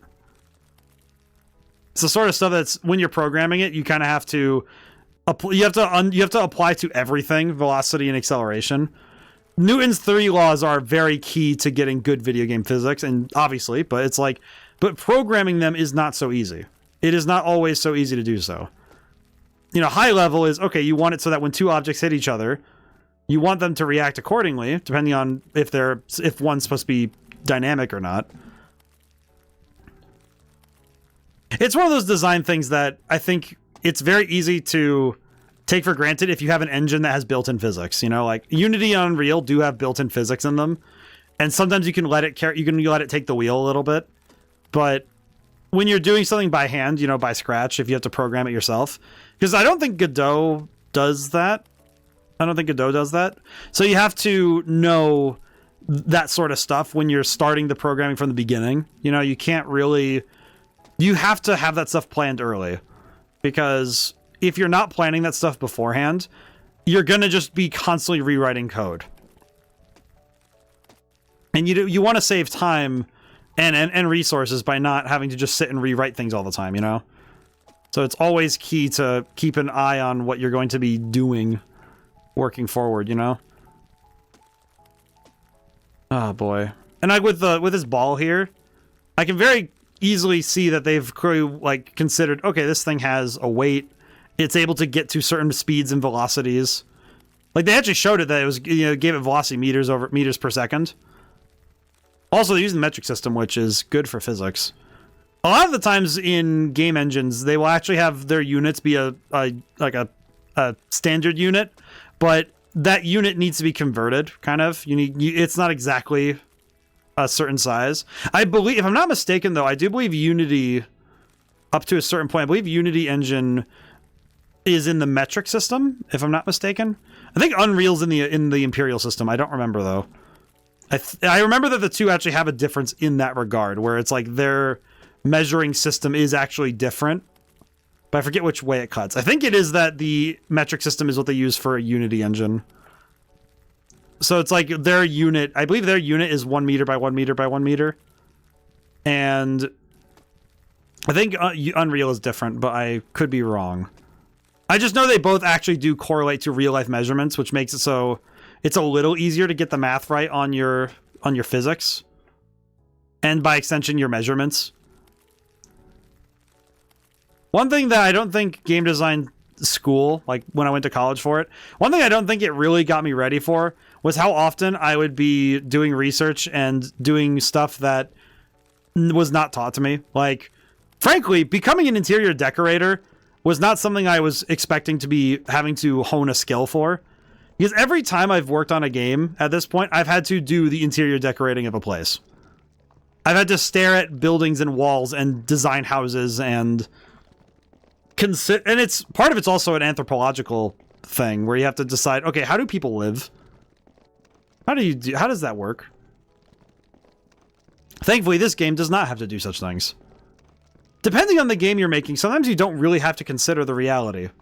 I would even say with Spooky's Jumpscare Mansion, part of it is so it's untethered from reality. So no matter how much lore is in the game, how much stuff is there, it has a bit of freedom to just be like, oh yeah, sometimes we just have hallways that are just like, some of those hallways were literally just, okay, it's a hallway. Like, part empty. I had a yawn go through.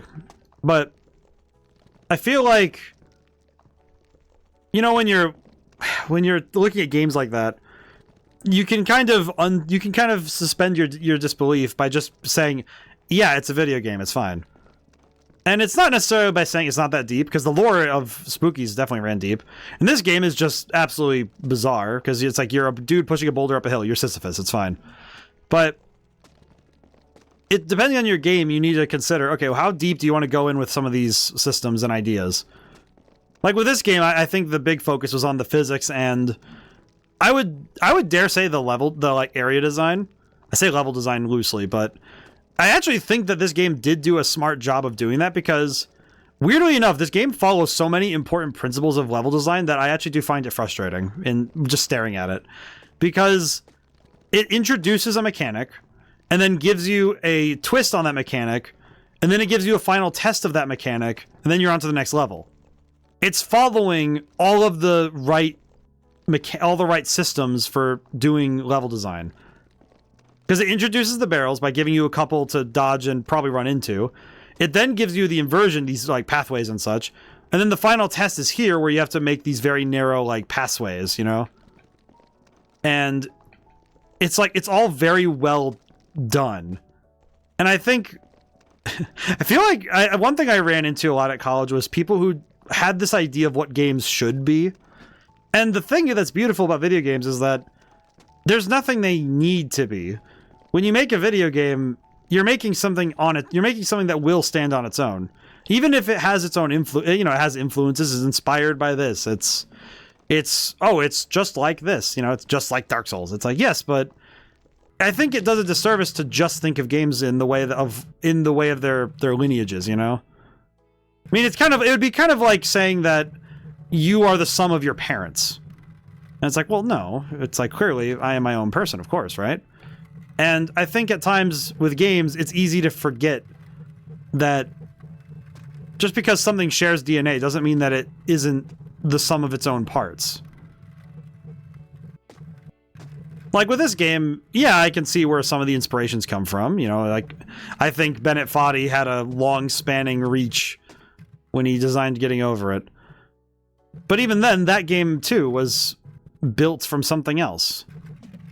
And it's fine, you know? It's like, I don't think I would think of sexy hiking. No, I see Getting Over It. And when I see this game, I simply see the game of Sisyphus. I recognize the component pieces that make up this game. Uh-oh. But I don't only think of those pieces. Also, this might be...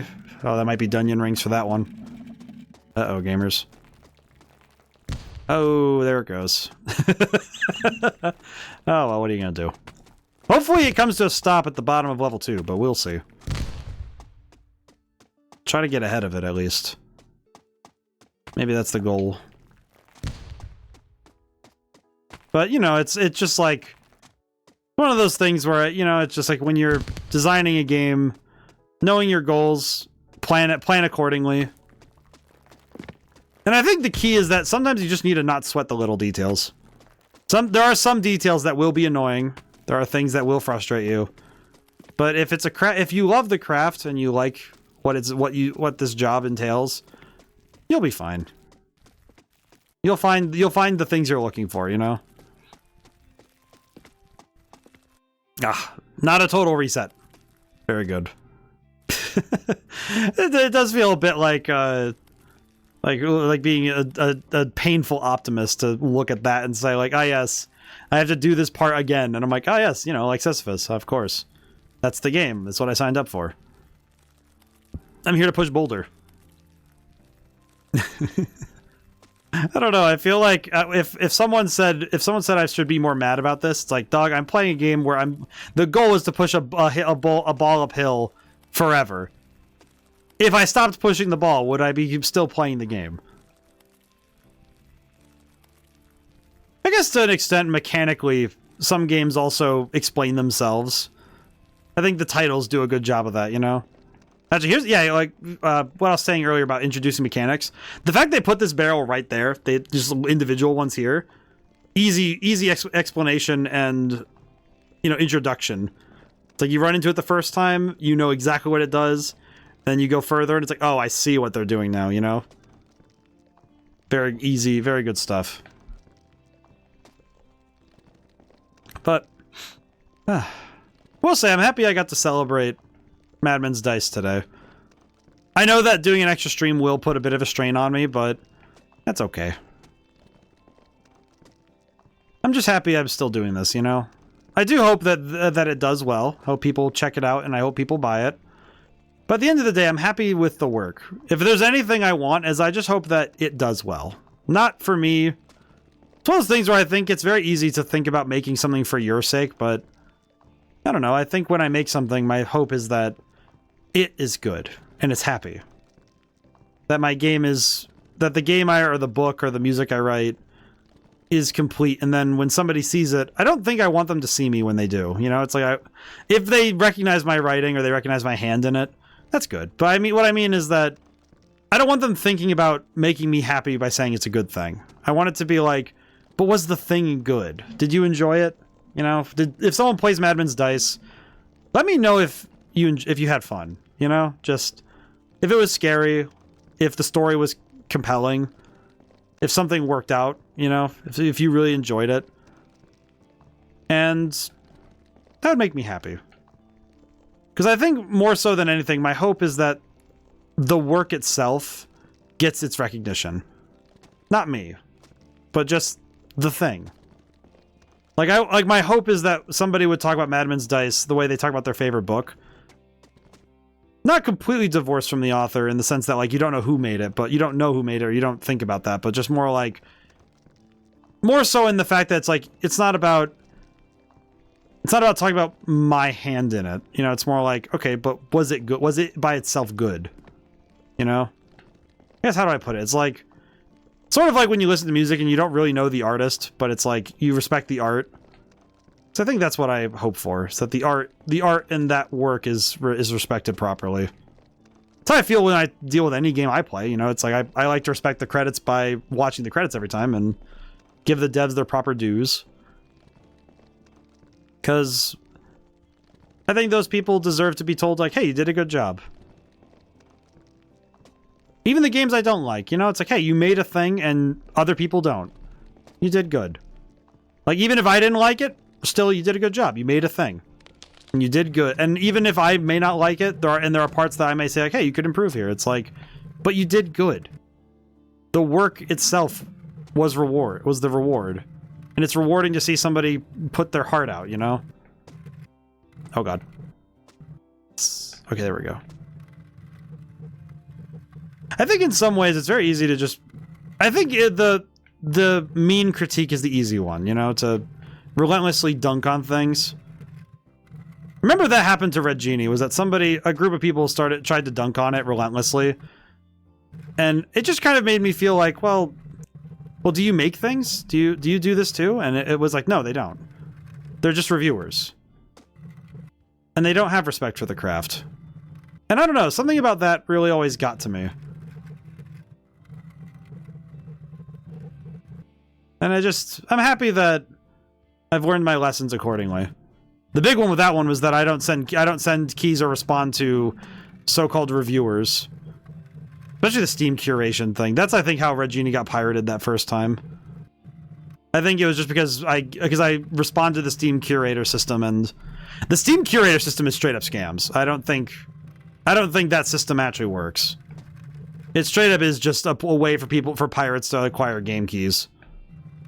So I don't do that. I got some emails about sending keys to curators, and I'm like, yeah, no, that's a scam. That's the easiest scam to spot in my life. Truly. But I think that's probably one of my most important lessons I learned, was that there are some people you just don't trust certain people, you know? And in some ways it also made me a bit sad, because there are some people that I messaged about playing Red Genie the first time. Like when Red Genie came out, I messaged you know, this whole collage of people.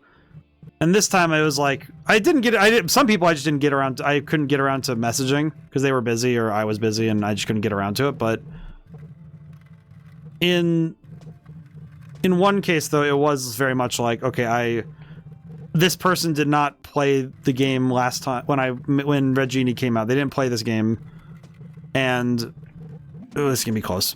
Oh hey, we did it. Hey, not bad. But, and I didn't even bother messaging them, because it's like, well, they're not going to play this game either.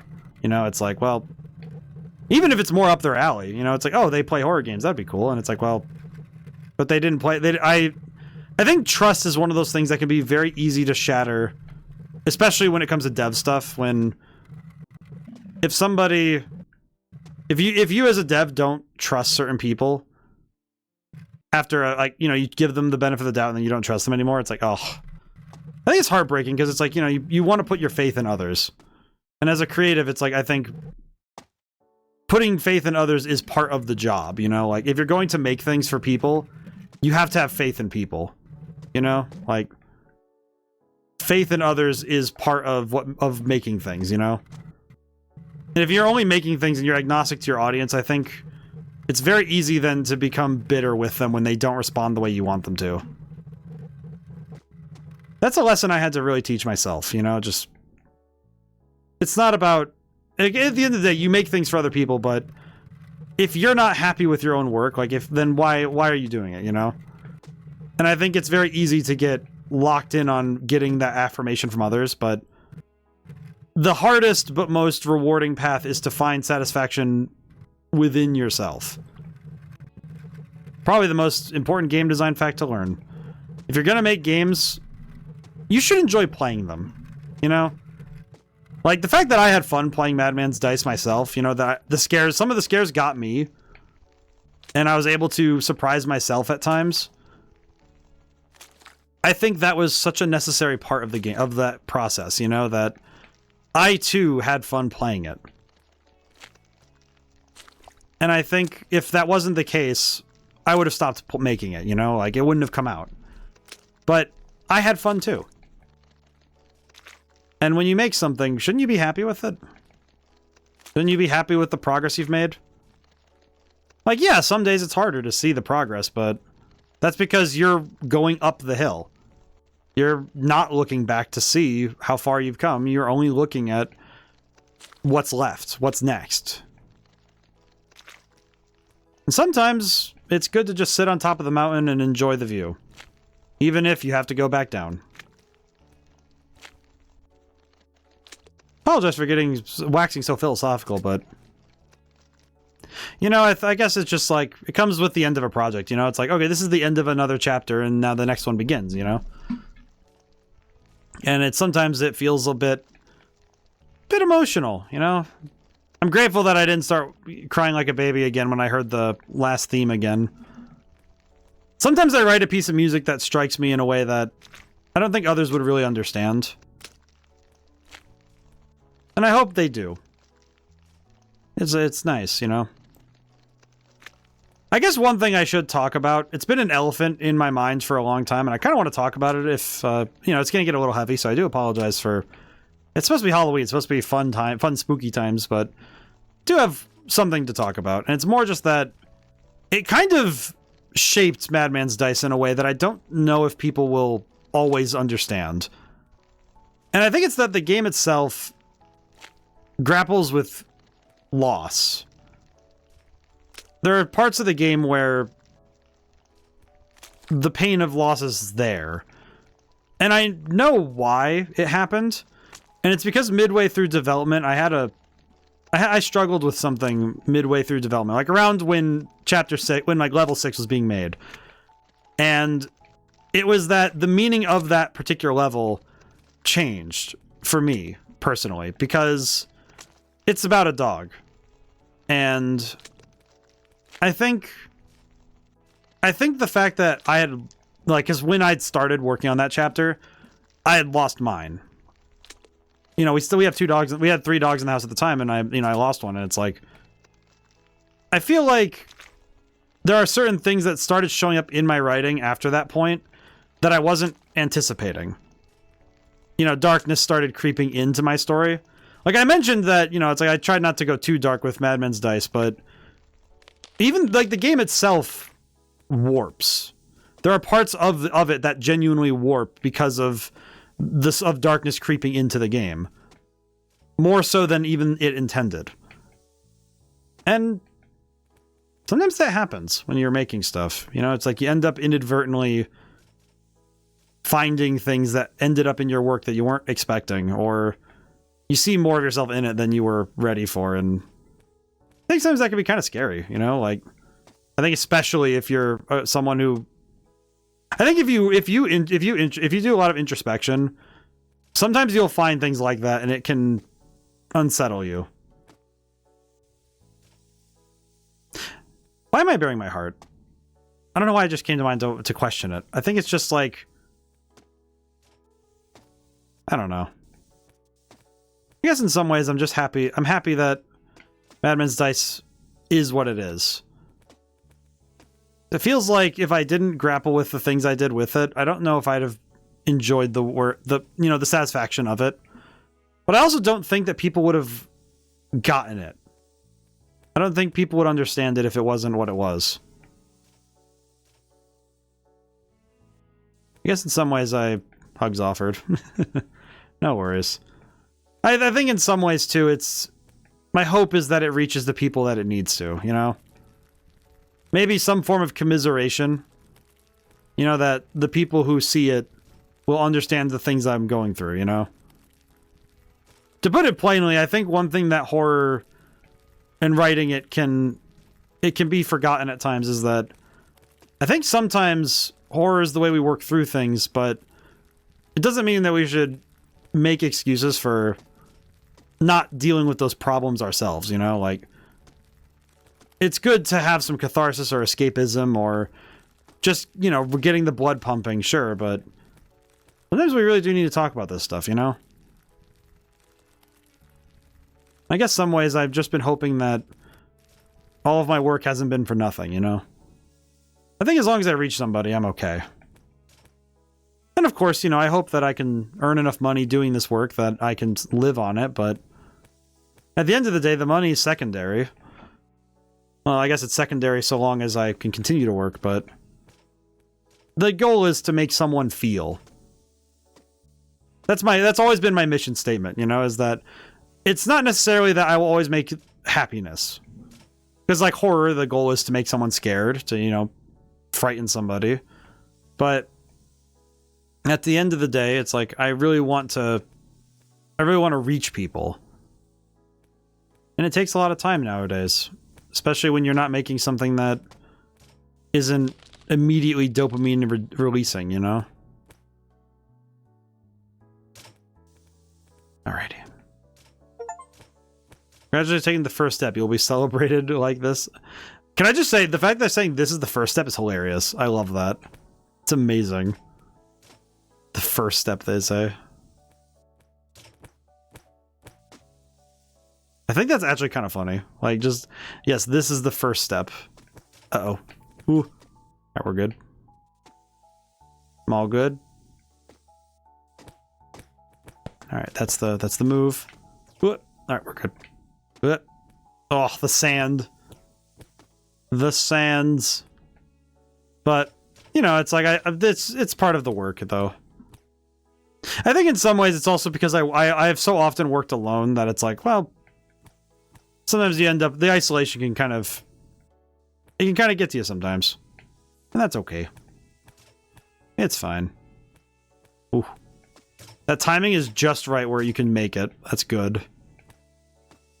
Alrighty. These ones don't move, do they? That's not too bad.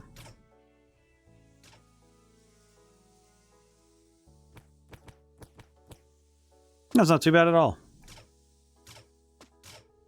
But, you know, I think at the end of the day, I'm happy with the work I do, so that's okay.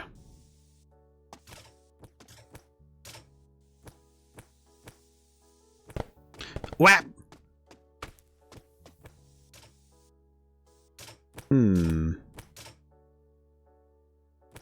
Alright. I think during that... Oh god. Ugh. Ball! We're good. I don't know why my brain wants... You know what's funny is it kind of looks like the moon. Alright. I think the goal is I have to push it during the spikes thingies. Yeah, stop that. Okay, I see it. To an extent. Weh. Yeah, I think right after the arrows shoot, I just need to push it straight up Main Street. There we go. Very good.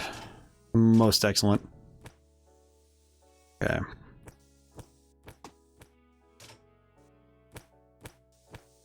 Okay, push up. Good, we're doing very good.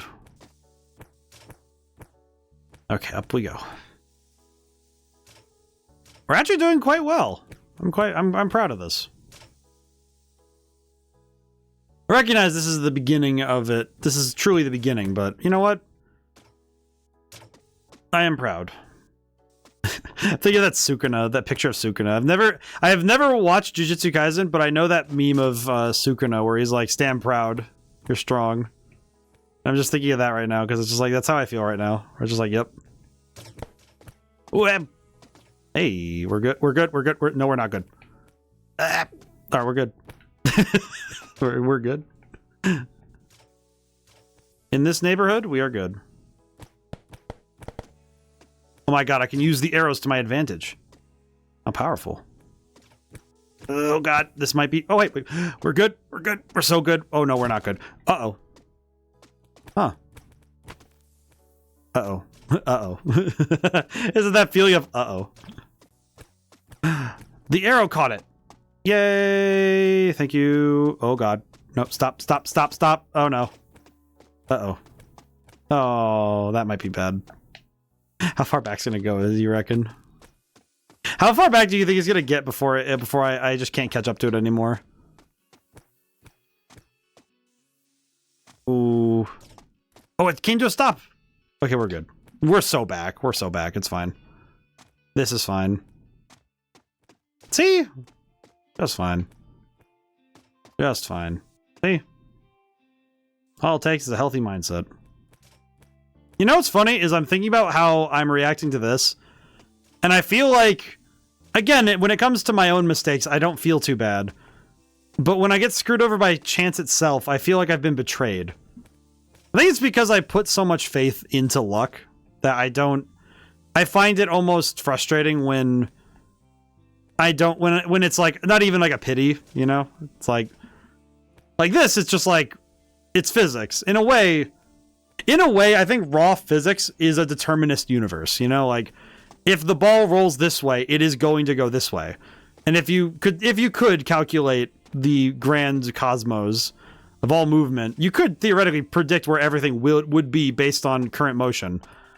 But then there's, you know, the stuff that happens because physics is being influenced all the time by random things, and in some ways, it's being influenced by the variety of chaotic factors, you know, the chaos factor. And it's not exactly easy to just predict what the chaos factor will do to something, you know? Oh, just barely. We're good. But, yeah. I think the thing is that I treat, like, Lady Luck is the lady I appreciate the most. Maybe just because I like a lady who looks really good no matter what mood she's in. Like, when she's angry, she looks great. When it's like, because there are some people where they just look ugly when they're angry, and it's like, I don't like that. I don't know. It's very easy to be ugly angry. But maintaining your composure and looking good while you're angry is good. I think it's also because it requires a certain amount of control to stay focused when you're angry. I don't know. Maybe I'm just rambling now. We're gonna end stream soon. Like, it says like 20 minutes or so. Schedule stuff. Sunday, it's the pivot day. I'm not quite sure what we're playing yet, but I'll figure it out when we get there. It'll be fine. I want it to be a surprise no matter what I choose, though, so when we get there, we'll figure it out. It's fine. And sometime next week, I will try to edit the clips up of today's stream. I think that was quite good.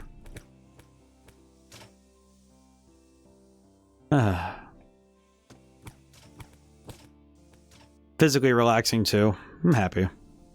I think in some ways, I think I'm grateful that, of all things, I still feel happy. I feel like it's very easy to get lost in the weeds sometimes, you know, like with like all the stuff that happens in the world. I think it's very easy to get lost in that. And I'm grateful that I don't have that problem per se.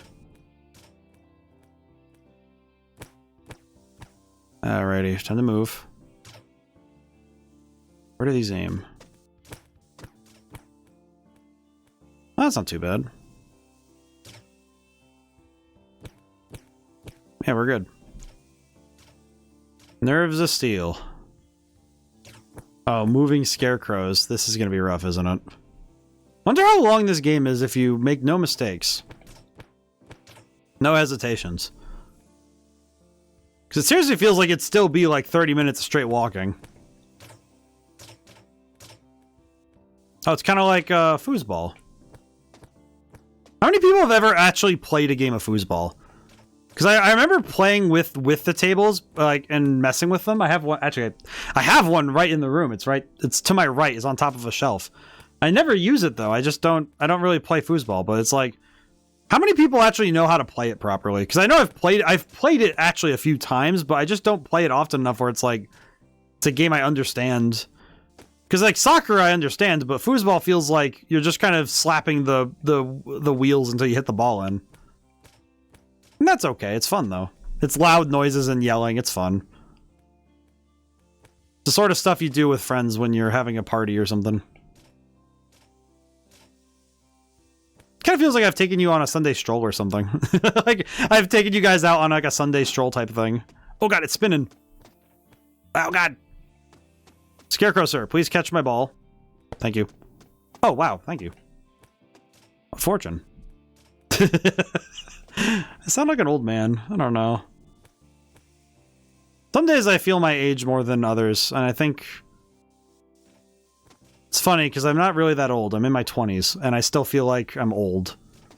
I think a lot of it just comes from mindset, you know? It's not really that I feel old, but it's just more like I feel out of time, you know? Kind of like I definitely was made to have been like an arcade, like crawling arcades in my late teens, you know? Like in the 90s. I was definitely built for that sort of that vibe. I know part of that's because I know that genetically, I think my whole family was predisposed to hanging out and like chasing the weird news stuff. Then again, I think I've told multiple stories about like like the strangeness of my family line, but truly, I think the trueness of it is that I feel like I definitely would have been like my uncle, because apparently my one uncle used to donate blood to get quarters specifically to go play pinball. Like, that was like his whole thing. Was, oh, hey, cool, I get paid to do this. I'm gonna go play pinball. And it's like, oh, okay. And that just somehow tracks with my line. And I absolutely would have been doing the same thing in the 90s. I feel like if I was around in the arcade scene when Street Fighter 3 came out, I would have absolutely been everywhere on that. I don't think of it. I think the arcade scene would have definitely been my digs. So much. Oh dear, it appears I cannot push the thing. Ugh. Oh god, this is... Oh, hey, we live. Ow, but... Why? Why is this hay so hard to walk on? These goddamn meteors. Alright, let's see. Well, we're moving anyhow. But yeah, I think the next week I'll be taking it a little bit easier, you know, trying to do some research, write some music. You know, give myself a bit of a break. I told myself after Madman's Dice came out, I should take a couple days and just, like, sleep in. You know, don't set an alarm. Wake up when I do. Give myself a genuine break. Because I haven't really had a good, genuine break in a long while. Usually I take one during the summer, but this year I didn't do that, so... Definitely need to this year. Now I see the mud. I am not going to touch it. I appraise the mud. I will not touch. At least the backgrounds are nice. The skybox is good. Let's see. I can't quite... Good on them. I can't see the seam. That's some good looping. That is one thing I check sometimes, is like, does the skybox have a seam? Sort of, because, you know, a skybox is sort of like, you know, you're wrapping a present. It's like, okay, is it going to be... Is it something that you can see the seam of? It's like paper. Sort of like if you grabbed paper and wrapped it around like a thing. It's like, okay, do you see where the line is? I had to erase a bunch of those for Madman's Dice, because there are some tile sets where I had to check them over and, you know, and check them for lines and stuff. Some of that was a bit tedious, because you had to go through and check each one. Okay. I'm guessing that stuff is slick to the touch, so I will not use that. Go this way. It's like, in my head, this feels a lot like a genuinely nice Sunday stroll, rather than being like something like a rage game. It's funny, I feel like with these games, it does end up becoming just like, okay, this is zen for me. I just, you know, I do a task and I get to talk. I do think what I might do is do another short story collection. I think I'll write something new. I have ideas, you know? I've been kicking around some stuff to maybe... Because my short story collections are all, in a way, connected. Because they're stories from just, like, my imagination. Without preconceived, like, world building. Just kind of like, oh, they happen. Oh, no. Oh, God. Stop. No, no. Oh, this mud is awful. Oh, there it goes. Let's see where it stops. I think he's gonna hit that catcher thing, though, and it'll stop just fine. It didn't. Uh-oh. That ain't good. That ain't good. Okay, wait. It came to a very... It slowed down considerably in this section.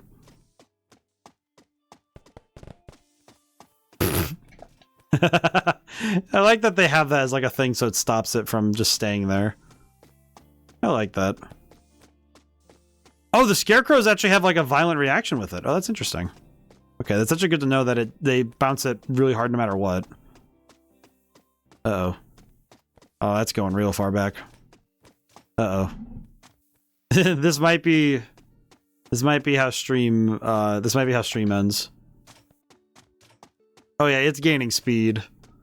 It's picking up speed. Oh yeah, it's picking up speed. It's going at like, it was going at 30 meters per second. My dude is gone. Gone in all dimensions. Oh, is he gonna get on the ramp? Is he gonna get on the ramp? It stopped. Oh, my savior. All right. I think when I get down there, I'll call it for today. I'll call it for today. I think I've earned my rest. Today's been good though. I'm happy we got to hang out. This was very impromptu, but I'm happy we got to do it. Hope everyone had a good time. I hope you check out Madman's Dice. Hope everyone checks it out. Because seriously, I've put my heart into it, and I hope everyone has a fun time with it. Let's see. Mute that. And, oh geez. Press the B. Alright, we're gonna close. Game of Sisyphus. Alrighty. Ah, jeez. Well, thank you all for coming by. Thanks to everyone who came by, couldn't stay to the end. Ah. I'm happy that we got to play this together. Both games. Ah. That was good. Today was good. Let's see. We should raid out. Even if we're small, we should raid out. Today was good. Remember, Sunday, we're doing... Find some more. Let's see. Am I rating somewhere specific, or are we... Are we rating somewhere specific today, or are we going to... Or are we just like... Well, actually, you know what? I guess I should just call it. Don't think we have enough for a raid today. Alrighty. Well. Now and never see you guys next. Goodbye for now, and thank you so much. I'll see you soon.